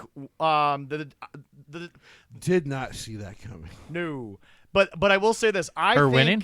Yeah. I think I was pulling for her to win. Yeah, I think the decision of what she did with the case, which we'll get to, was decided in the moment because they realized they had that crowd hot for her. I gotta believe, and we'll talk. We'll talk about. Yeah, we'll get into that. It. That's a couple more matches. All right, next one, we had Bobby Lashley. Killing Mr. Theory and winning the battle. He whooped Theory's ass. That was. I'll say it for you. I know you got the babies around. You're a good family man. That's they've heard worse. He gave that boy an ass whooping of a lifetime. Now Theory got some offense in. Don't get me wrong. It was an 11-minute match there. Yeah, he did good. But Theory got his ass whooped. Yes, he did. He got submitted, and he should have got his ass whooped. Here we go. Yeah. Bobby Lashley is a main eventer. Bobby Lashley is excellent at what he does. He is the almighty. He's also randomly over, as we talked about. Thank you, Chicago. Chicago. There we go. Because remember, Jesse said live on the show, guys, y'all know he's from Colorado and not from here, right? Because they gave him like a hero as well. Yeah. That was a CM Punk style. Right. Okay, maybe not that bad, but it was in the realm of like. I was like, you guys know he's from Denver, right? They didn't care. They love him. Bobby looked great. Got a good win. Yep. Theory, of course, and we'll get to him later. It comes back to the picture. Yep. But yeah, he whooped Theory's ass. Theory and Liv had long nights. Let's just put it that way. I kind of semi-predicted more of a squash, but yeah. Yeah, no, he did. He whooped Theory's ass. Like, I was watching that match, and I'm like, how did Vince go about telling Theory, hey, you're going to get some offense in, but Bobby's mostly going to toss you around like a rag doll. Yeah. So just bump and sell. Pretty much. That's about it. Oh, yeah. All right. And the next one we have up is for the Raw Women's title with Bianca Belair winning over Carmella by pinfall. They're taking this into – that's not only negative. It looks like they're taking this into SummerSlam, and I don't know why. Because Rhea's probably still out. Get somebody else. Doudrop, Shayna. Shayna's on SmackDown. Fucking Vacant. No. Don't worry. She's fine. I didn't even feel her behind me. Yeah. I'm so sorry. Yeah. I'll go hug her later. But it just, Carmella is a filler competitor. Yeah. For a reason. we've seen what happens when she's a woman's champion. It gets real boring, real dull, real repetitive, real soon. Yeah. Quick. And listen, I like Carmella. Yes. Like, key word there. Yeah. Yes. Corey Graves, like, is the key word that you cheated on your wife for her. Okay? Yeah. We're moving this now to SummerSlam. I mean, hell, you could. Hey, Trish, we're gonna give you $2 million to just do a feud with Bianca Belair for fucking Nash. And now that the negative is out, I want to get to my opening statement, which is all positive. Okay. This black girl's the most over person in professional wrestling. She's holy fuck. She's also the most athletic wrestler. Oh my God. Yes. I'm not trying to hurt anybody's feelings. I'm just done with the argument now. She's the most athletic pro wrestler on the planet. It's not even close. And I want to repeat to all the old dead white folk that are sitting in a grave, this young black lady is the most over person in sports entertainment because everyone fucking loves her. She's incredible. She is incredible. And to think that I actually agree with, I think it was Taker said this. To think she's only scratching the surface of what she could be. Yeah. The problem is I don't know how you ever turn her heel. She was a great heel, don't get me wrong. Yeah, she was in NXT. People forget she never won the NXT Women's title. She was a heel. No. I watched her live as a heel. She was good. Yeah. Let me tell you something. That girl has a smile that goes from Knoxville County to Las Vegas. Well, Knoxville County right now needs somebody positive because Kane has put himself in a terrible position. We'll get to that maybe another day. Maybe. Well, we'll deal with that another day. That's his own thing. Whatever. Let me tell you something. Let it slide. That girl. He said one tweet became the most hated heel once again, and it's not even 2003. No. Yeah. This girl, folks. The only way you don't mess her up is you just don't stop doing whatever you're doing. Like, I mean, she is in another stratosphere. And that's why it's so hard for me to actually think of more than 3 people that could be her opponent at any given time because she has skyrocketed to a level that, I mean, how do you build anyone to beat her right now? I mean... and again, Jesse, it's no one's fault. She just somehow came out of nowhere and became the most beloved person. Well, here's the thing. I will give Vince credit on this. I've said before, if her and Montez actually have a baby, that baby wins the genetic lottery. That baby's going to be heavyweight champion at 20 if they have a baby. Yeah, I do agree. 20 months. Vince will put it in his decree in death. Stephanie, you make sure that fucking kid wins when he's 20, or he or she is 20. WWE Championship. Yep. The youngest world champion ever. And they'll do it. They'll fucking do it, too. Yeah. We'll be 60 going, yeah, we called this like 40 years ago. Yeah, no, we did. But yeah, I mean... 60, I'll be like 90. I mean, you're 90 now. I see you got me doing it. See, there you go. To your point, though. I've been around for thousands of years. I'll still be around. I was doing so much better. You were. You're a terrible influence. I am. I really am. You're not much better. You're a Jets fan. Well, that's pain. That does not influence people to do terrible things. Yeah. Unless you want to cry. I don't know. You have a lot of stories of what you do after Jets games. I mean, but they earn that. But we move on. But back to your point. There we go. But yeah, it's just she's such a special talent. They might end up in the John Cena position with her. Yeah, I was literally thinking, you literally took the words out of my mouth. They are approaching Cena territory with her overness. By the way, funny to have her talk with Cena when he, because I'm like, man, I feel bad for her because I think in 2 years, she's so great. Yeah. That some of the hardcores might turn on her. Yeah. Because they're gonna be like, God damn, I'm tired of seeing her win. But I'll be the curmudgeon at that point, going guys, I gotta be honest, I don't know how she does it. She's just so much better than everybody else. She just does this so perfectly. And you want to know the craziest effing part? Because I thought they would have lost this after 2 months on the main roster. She does it with that hair effortlessly. It never gets in the way. No, yeah, it's incredible. God damn. Is that her actual hair, too? Yeah. It is. It is her hair. Oh, yeah. Apparently, after 3 inches, the rest isn't extension. Well, I've always been... Well, because Jesse...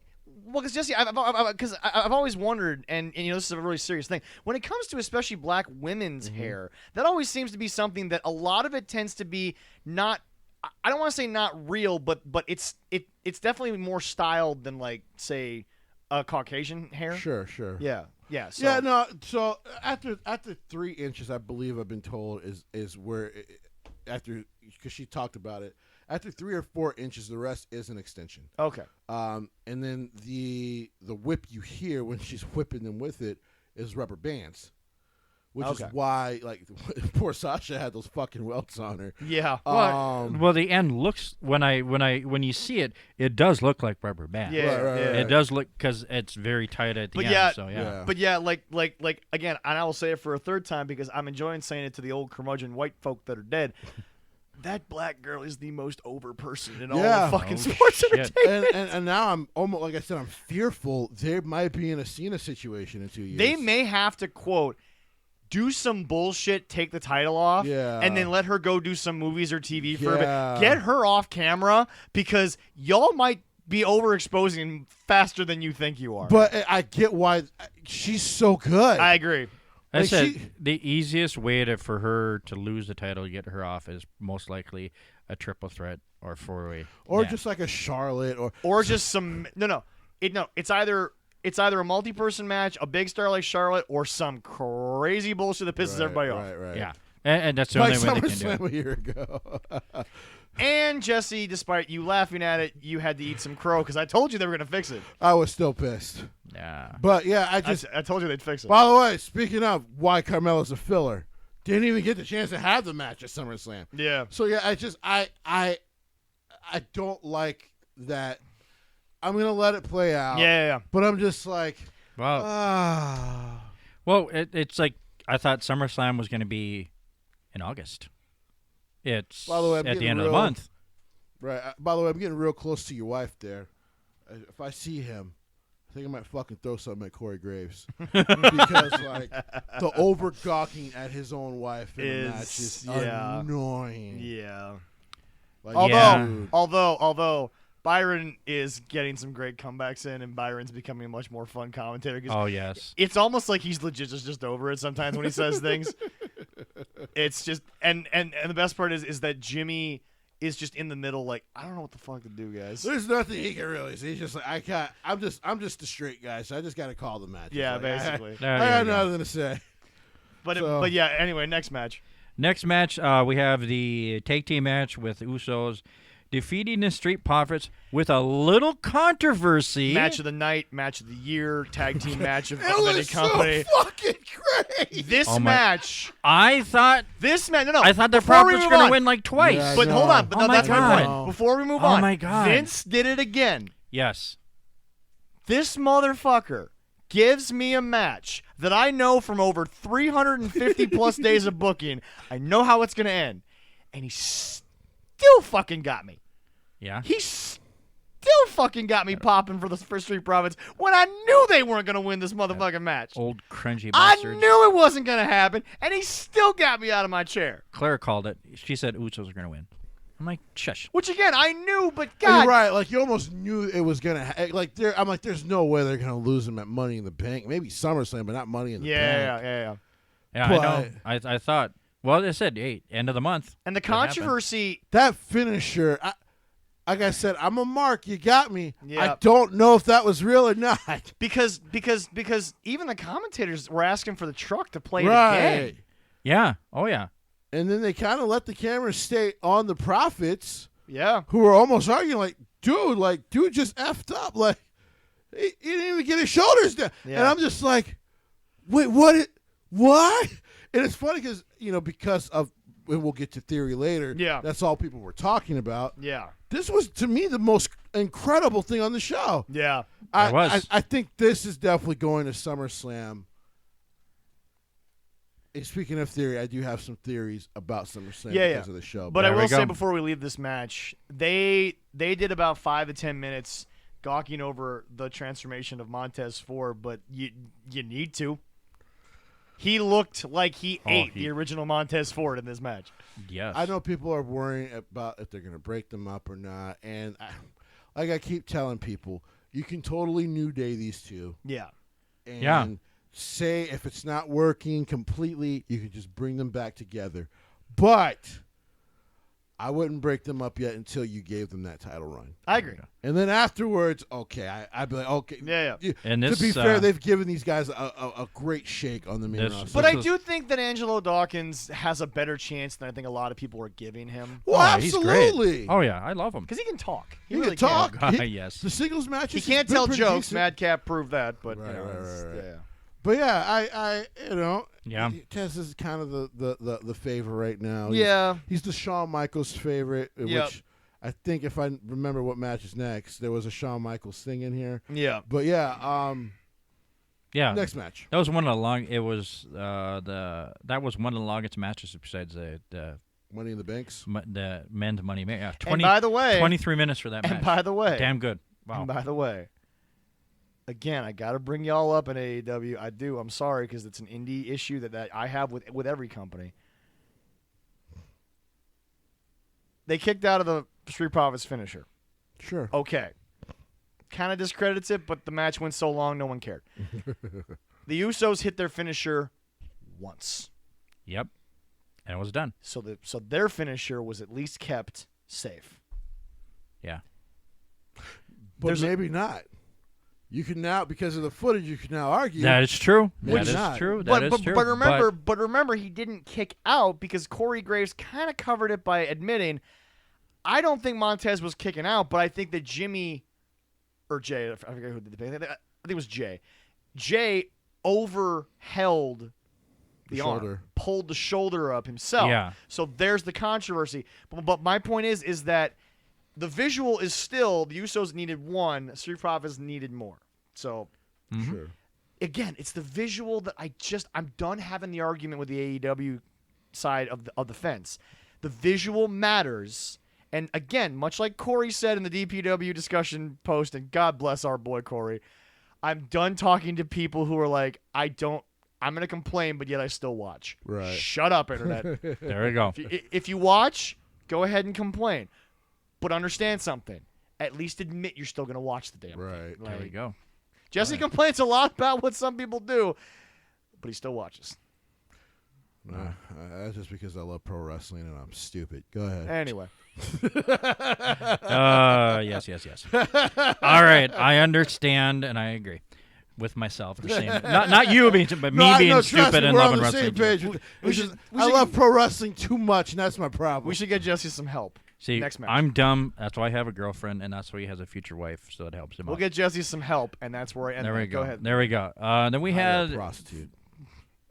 Well, okay. We ruined my intro, but hey, wow. All right. We had the SmackDown Women's Championship with Ronda Rousey submitting and Natalya. This is where it gets clunkier than fucking shit. This was the old boiler that needs a tune-up. This is what this was. Which is weird because these two know each other very well. They trained together for a year. Yep. It was. Yeah, I don't understand some of this stuff. Did Ronda take I don't kayfabe too seriously again? Maybe. It's possible she was accidentally overselling. No. Did she take the comments about her and her family a little too seriously again? No, I don't think so. Okay. Because this is Natty. This is supposed to technically be her best friend. Yeah. This is not like a Becky. This is not a Rebecca and Ashley situation. Yeah. Where it is clear, like when Becky got over, there became some real fucking issues between those two. Which I blame Ashley for. Absolutely. But, this was sloppy. Now, there's one thing I want to give Ronda Rousey. Yeah. The Shawn Michaels flex while doing the sharpshooter got 2 thumbs up in my book. I did say that. I was like, Vegas crowd even popped for okay, that's. Yeah. If you're going to do that, that's a good time to do it. That was pretty good. Yep. That was pretty good. Yep. Now, of course, she fucking fell. Yeah. Before fucking Natalya got to the ropes. But I was just like, okay. If you were still a heel, this would be a good heel tactic to do the Shawn Michaels flex while holding sharpshooter. Especially if they were in Canada, would have gotten you booed. Oh God, yes. Might have gotten you in a fight too. Like most likely. I don't know how many people would actually try to fight Ronda. I don't know if that's Canadians smart. drink some good beer. Yeah, but they're usually very polite drunks. That's true. That's very true. Yeah, they are. Yeah. But yeah, Now Wisconsin, they're not polite. They're also losers here. We don't drink real beer in America. But yeah, I don't know how this match ended up so damn sloppy. It was. I mean, just watch. I'm like, there were points where, like I said, there were moments where I'm just like, okay, what is happening? I had nothing for this. Because one would fall, the other one pick up, then the other would fall. This is the worst match of the night. I don't know. By a mile. Yeah. And you know what? The results might have been what happened next. Yep, because then we had a match added to the card. After good old Ronda was trying to get up, somebody's music hits, and here comes Liv with her briefcase. And they popped. And they did. They did pop. And we watched Liv Morgan run to the ring because, of course, her music says "Watch me." Her cliche is "Watch me." Yep. And I'll watch you anytime you want. There's something. Yes. Bo has a brother, and I love the brother, but he also freaks me out a little bit. And I miss him. Yeah. And I miss his brother. I don't miss Bo, but I miss his brother. Yeah, I do. We all do. But yeah, and no, that was not a Fiend promo as much as we want it to be. That was Edge. That was Edge. I was looking at that promo trying to figure it out. That was Edge. And then somebody said, it was Edge. As soon as I saw when I watched it again, I'm like, did that say Latino Heat? And then I saw the gold medal. I'm like, this is Edge. Yeah. This is Edge. That's Edge. Because they could have did. I mean, if there was no like gold medal, no Latino Heat, it was the Hardys thing and a couple other things and a ton of lighting. I'd have this could be Bray.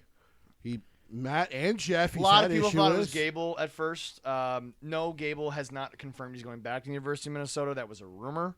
No. He's almost done with his people forget. Remember, he's training with our boy Rampage. Right. So he said. I know. He said, "I want to finish my schooling.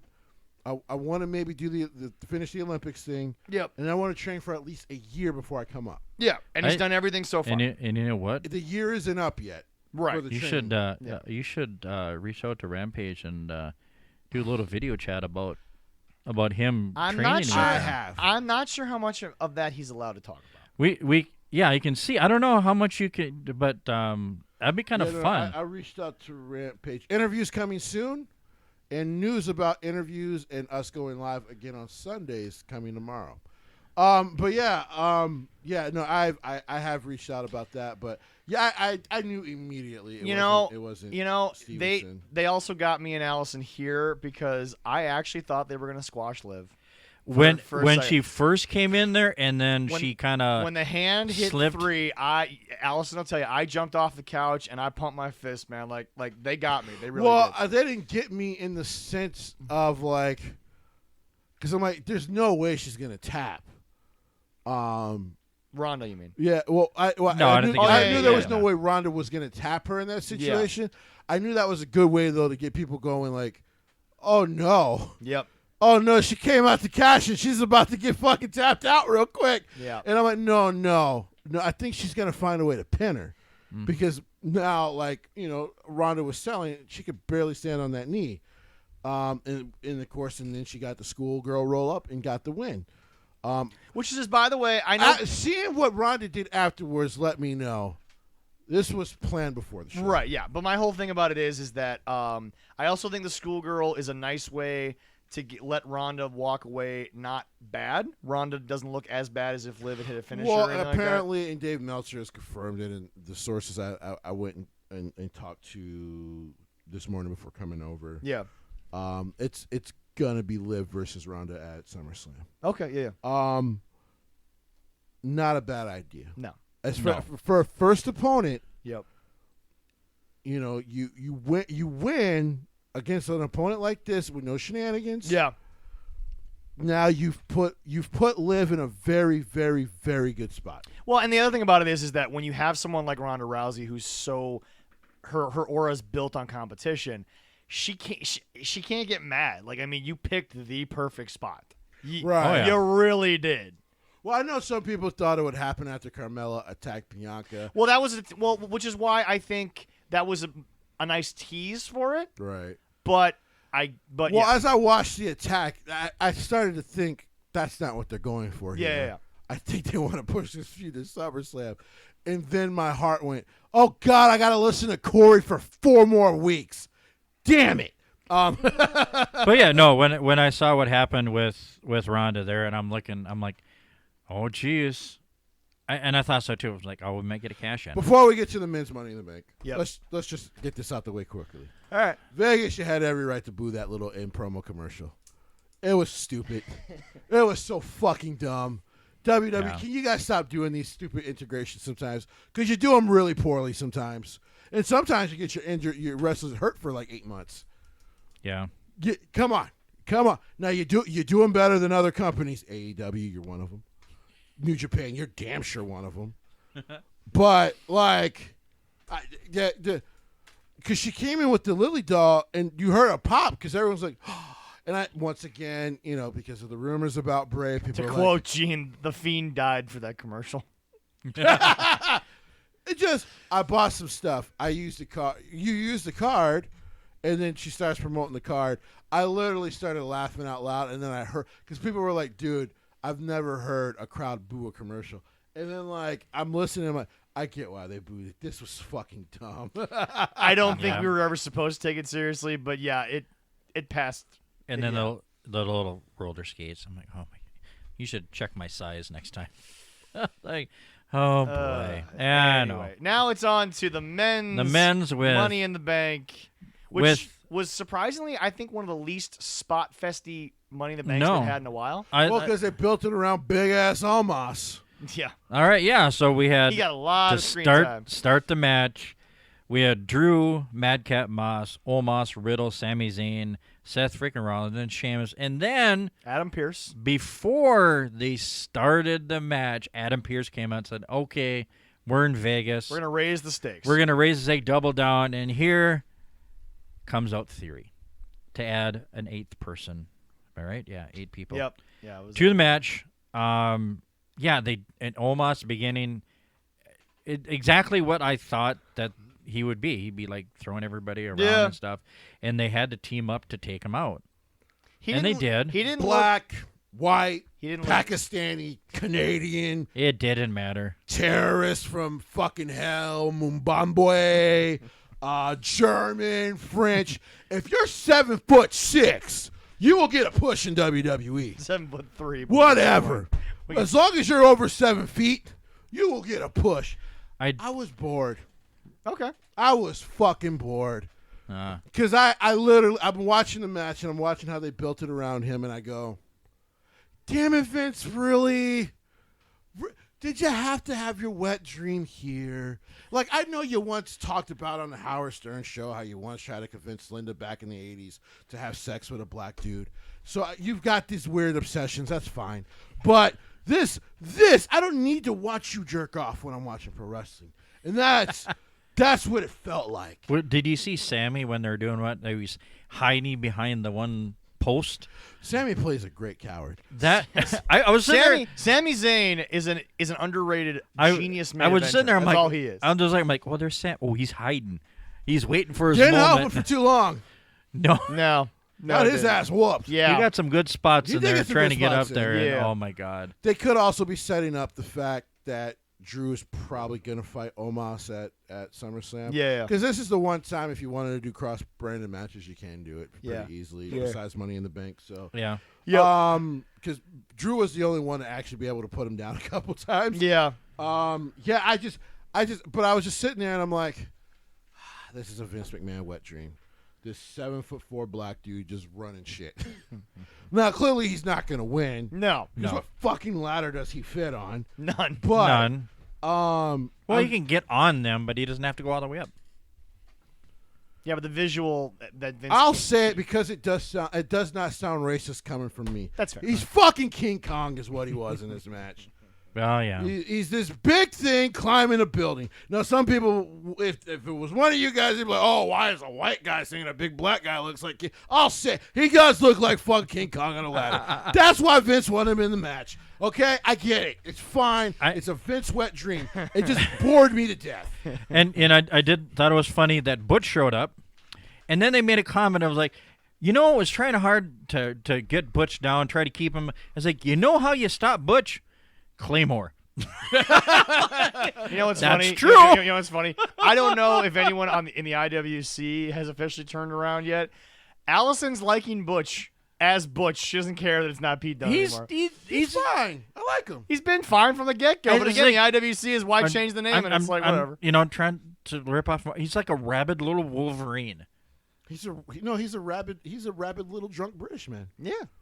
Which is exactly what he's supposed to be. By the way, which is only half a play on what he actually was, which is a rabid little British man. Exactly. He's just drunk now. But yeah, it's fine. Theory 1. Here's my theory on Austin and all that shit. Okay. There is a chance Vince is doing this at SummerSlam. Oh, yeah. Because think about the match. Brock and Roman are having a last man standing. They're going to kill each other. One of them ain't standing at all, and the other one's going to be too weak to barely hold himself up. Yeah. So he's going to have both. They're not going to split it at this time, I think they're going to put both on Theory. Now, I think what will happen, though, is at Cardiff is when they'll split them again. Yeah. Because then they'll have Drew. But at this point, again, if there's one thing that the internet agrees on, it's the Vince Russo thing. But the other thing is that right now, in the now, we all agree Drew's winning something at that castle. Oh, he's winning something at that show. That'll be a huge pop. Even if it's ass, he's winning. Yes. Well, he has a lovely wife. He'll have 3 more when he's done. But whatever they're trying to book, he's winning. So what did you think of the lovely Riddle RKO? Riddle's great. Off the ladder? I don't know if he can have a bad match. He's awesome. I'm about to say I don't know if he's capable of a mediocre match. Yeah. Well, when he was up there too before Theory got it, I was like, oh my God, they're gonna give it to him. And then I'm like, no, don't give it to Theory. And then But the character Riddle has had a really rough 4 months. Really has. He's lost all of his titles. He lost Randy. He's lost some skin, and then some skeletal mass because of the bloodline. He lost to Roman, and technically wasn't going to be able to challenge for the title anyway. Wasn't supposed to be on the SmackDown showcase. No, so yeah. He's had a rough go. Poor guy. Yep. By the way, I also want to on this show right here, if you're listening, and if you're one of these people, I need to make this very clear. Stop making the rumors on something's going to happen at SummerSlam between Riddle and Randy Orton. Randy Orton ain't coming back for the rest of the year. Like, there is no freaking way. I'll just report to you now. If he comes back, it'll be after the Rumble. Unfortunately, the back injury is insanely serious. He needs 2 surgeries on his back. Yeah. So and I have back issues, and it takes you out. Yeah. And he's 42 now. Yeah, he's old. He's old. He's up almost my age. My back hurts. So yeah, I hate to break everyone's heart, but there's a reason. There's a reason it's Lesnar again at SummerSlam. I know everyone's mad about it. Yeah. But there's a reason because it was supposed to be Randy at SummerSlam. Yeah. But the moment the doctors told WWE, guys, he needs 2 surgeries, not 1. Well, the biggest problem was that, let's be honest, they made a phone call. They put all of Raw on the back of Rated RKO, and Randy's back because he's older, just couldn't take it anymore. Because he was carrying Raw. He was. They both were for a good 2 months there. And to be fair, so did Seth. Yeah. And then all of a sudden, after Mania, so did Cody. And when Cody comes back, it will be Cody. Which is why he had the torn pec. It wasn't because he was working out. It was because he ended up carrying a main flag show on WWE. That's hard work, man. It's hard work. Who should have never listened to any of you and given up his right to be World Heavyweight Champion in a certain company. But we won't divulge. And he's doing better now. You big dumbasses. Well, they can be that way. Big, dumb, stupid dumbasses. All right. Well, I will definitely say this. Overall ratings for Forbbiden Door.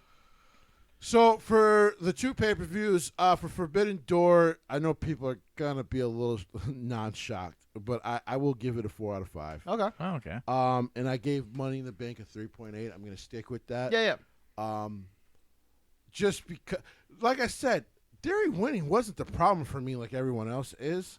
It was because it really felt like a 70-year-old man was jerking off in my wrestling match, and I couldn't take it. And I couldn't watch it with his big cojones, the genetic jackhammer. Jesse's Wow. Jesse's hypocriticalness is coming out because if there was a match between Asuka and Nikita Lyons. First of all, okay, don't you dare compare the genetic jackhammer to Kana-chan and Miss Hambones. Okay? Well, wow. I would need a carton of cigarettes after that, I think. A carton. They might as well inject me with this shit when I'm done. Edibles are now legal in Minnesota based on 10 It calories. ain't gonna be enough. It ain't gonna be enough. That's the best news story of all time. Too bad Jay Leno's no longer doing the show to make a joke out of it. That would have been great. That would have been great. I'd have to get the better half here, get some batteries and everything. I'm going to be useless for about a month. Something. Okay. All right. We are now going to move on to our last topic of the day, and I think it's worth mentioning. Jesse, love or hate the results of Money in the Bank? They're finally pushing young talent. Why are people bitching? I'm just gonna throw it out there. You know, you hated Goldberg 17 times in the last 3 years, but now they finally give you somebody new, and they're all mad about it. First of all, fuck Bill Goldberg. I'm aware. we don't care. You've made that abundantly clear. Next time I see him in person, I'm gonna say it dead to his face too. But second of all, the Austin Theory thing, I do not understand. I get being upset on how it was done. Now, as I call him in the PWL, I call Gene the Professor. Yeah. Because like yourself, Leroy, the guy's been around a long time, knows more wrestling than I've ever watched in my life. And it really has a great mind for it all. And what me and him were discussing was the fact that I can understand people not liking it because of the way it's been booked and how it's been put together. I get that. Like, I can actually get behind that feeling. Yeah. People like Wrestle Talk and some others going out there talking about, man, this just sucks. What? They're actually pushing a 25-year-old talent. 25. Like you guys have said, WWE never pushes anyone younger than 30, which, by the way, is bullshit because they were pushing Bianca Belair. She was 28, 29. Yep. And kid's 25, has Vince McMahon's blessing, has all the main eventers' blessings, has worked his ass off. Like I said, I'm not always the biggest fan of the character. You're not supposed to be. And that's it rubs me the wrong way. But no, I get it. But 25, kid is working his ass off, and you're fucking hating on him for it. I think, and not in a character way. No, yeah. I think that G made a good point. I think that they needed to let him get over a little more organically. Sure. Kind of like he did in The Way. Yeah, sure. Yeah. But the thing about it is that I keep looking at people and I'm like, guys, why are we not acting like we all know wrestling more than we do? This is my problem with the AEW people is we constantly sit there and we constantly act like that wrestling has been reinventing the wheel every decade. No, it hasn't. The way you get someone over has always been the same. If they're a face, you make them into sympathetic. You give them a likable, more controlled personality in which they are just like you. They are relatable. And then the heel's a dick. That's literally wrestling. Yeah. And Theory is arguably one of the most unlikable people in all of professional wrestling. He really is. And I'm sitting here saying to myself, okay, Miz, you're not supposed to like him. Right. Sasha Banks, when she was a heel, she was supposed to make children cry. Right. Like, you're not supposed to like Theory. Right. So, to go back to Natty on an episode of To Total Divas, I'm going to go back that far. The worst thing in this business is no reaction. Right. It has nothing to do with a good reaction or a bad reaction. It's no reaction. The more you booed Roman Reigns when he was the big dog, the more they put him on television. Right. Because at least there was a reaction. Right. And they knew that they were either going to get him over or they have this assholeness that they can go back to at some point. Right. So, folks, if you want Austin Theory off your television, it's the same thing you've had the power since the 60s, the 70s, the 80s, and the 90s, and the early 2000s. Right. just stop talking about him. Right. Don't tweet about him. Don't tag him. Don't make a Facebook comment. Because, by the way, folks, if you're wondering on Facebook, all they got to do is go to the top of their Facebook, type in Theory, Austin Theory, and they see all the posts that most people that are public have said about him. So they see the likes, the clicks, guys, I'll say this again because I've had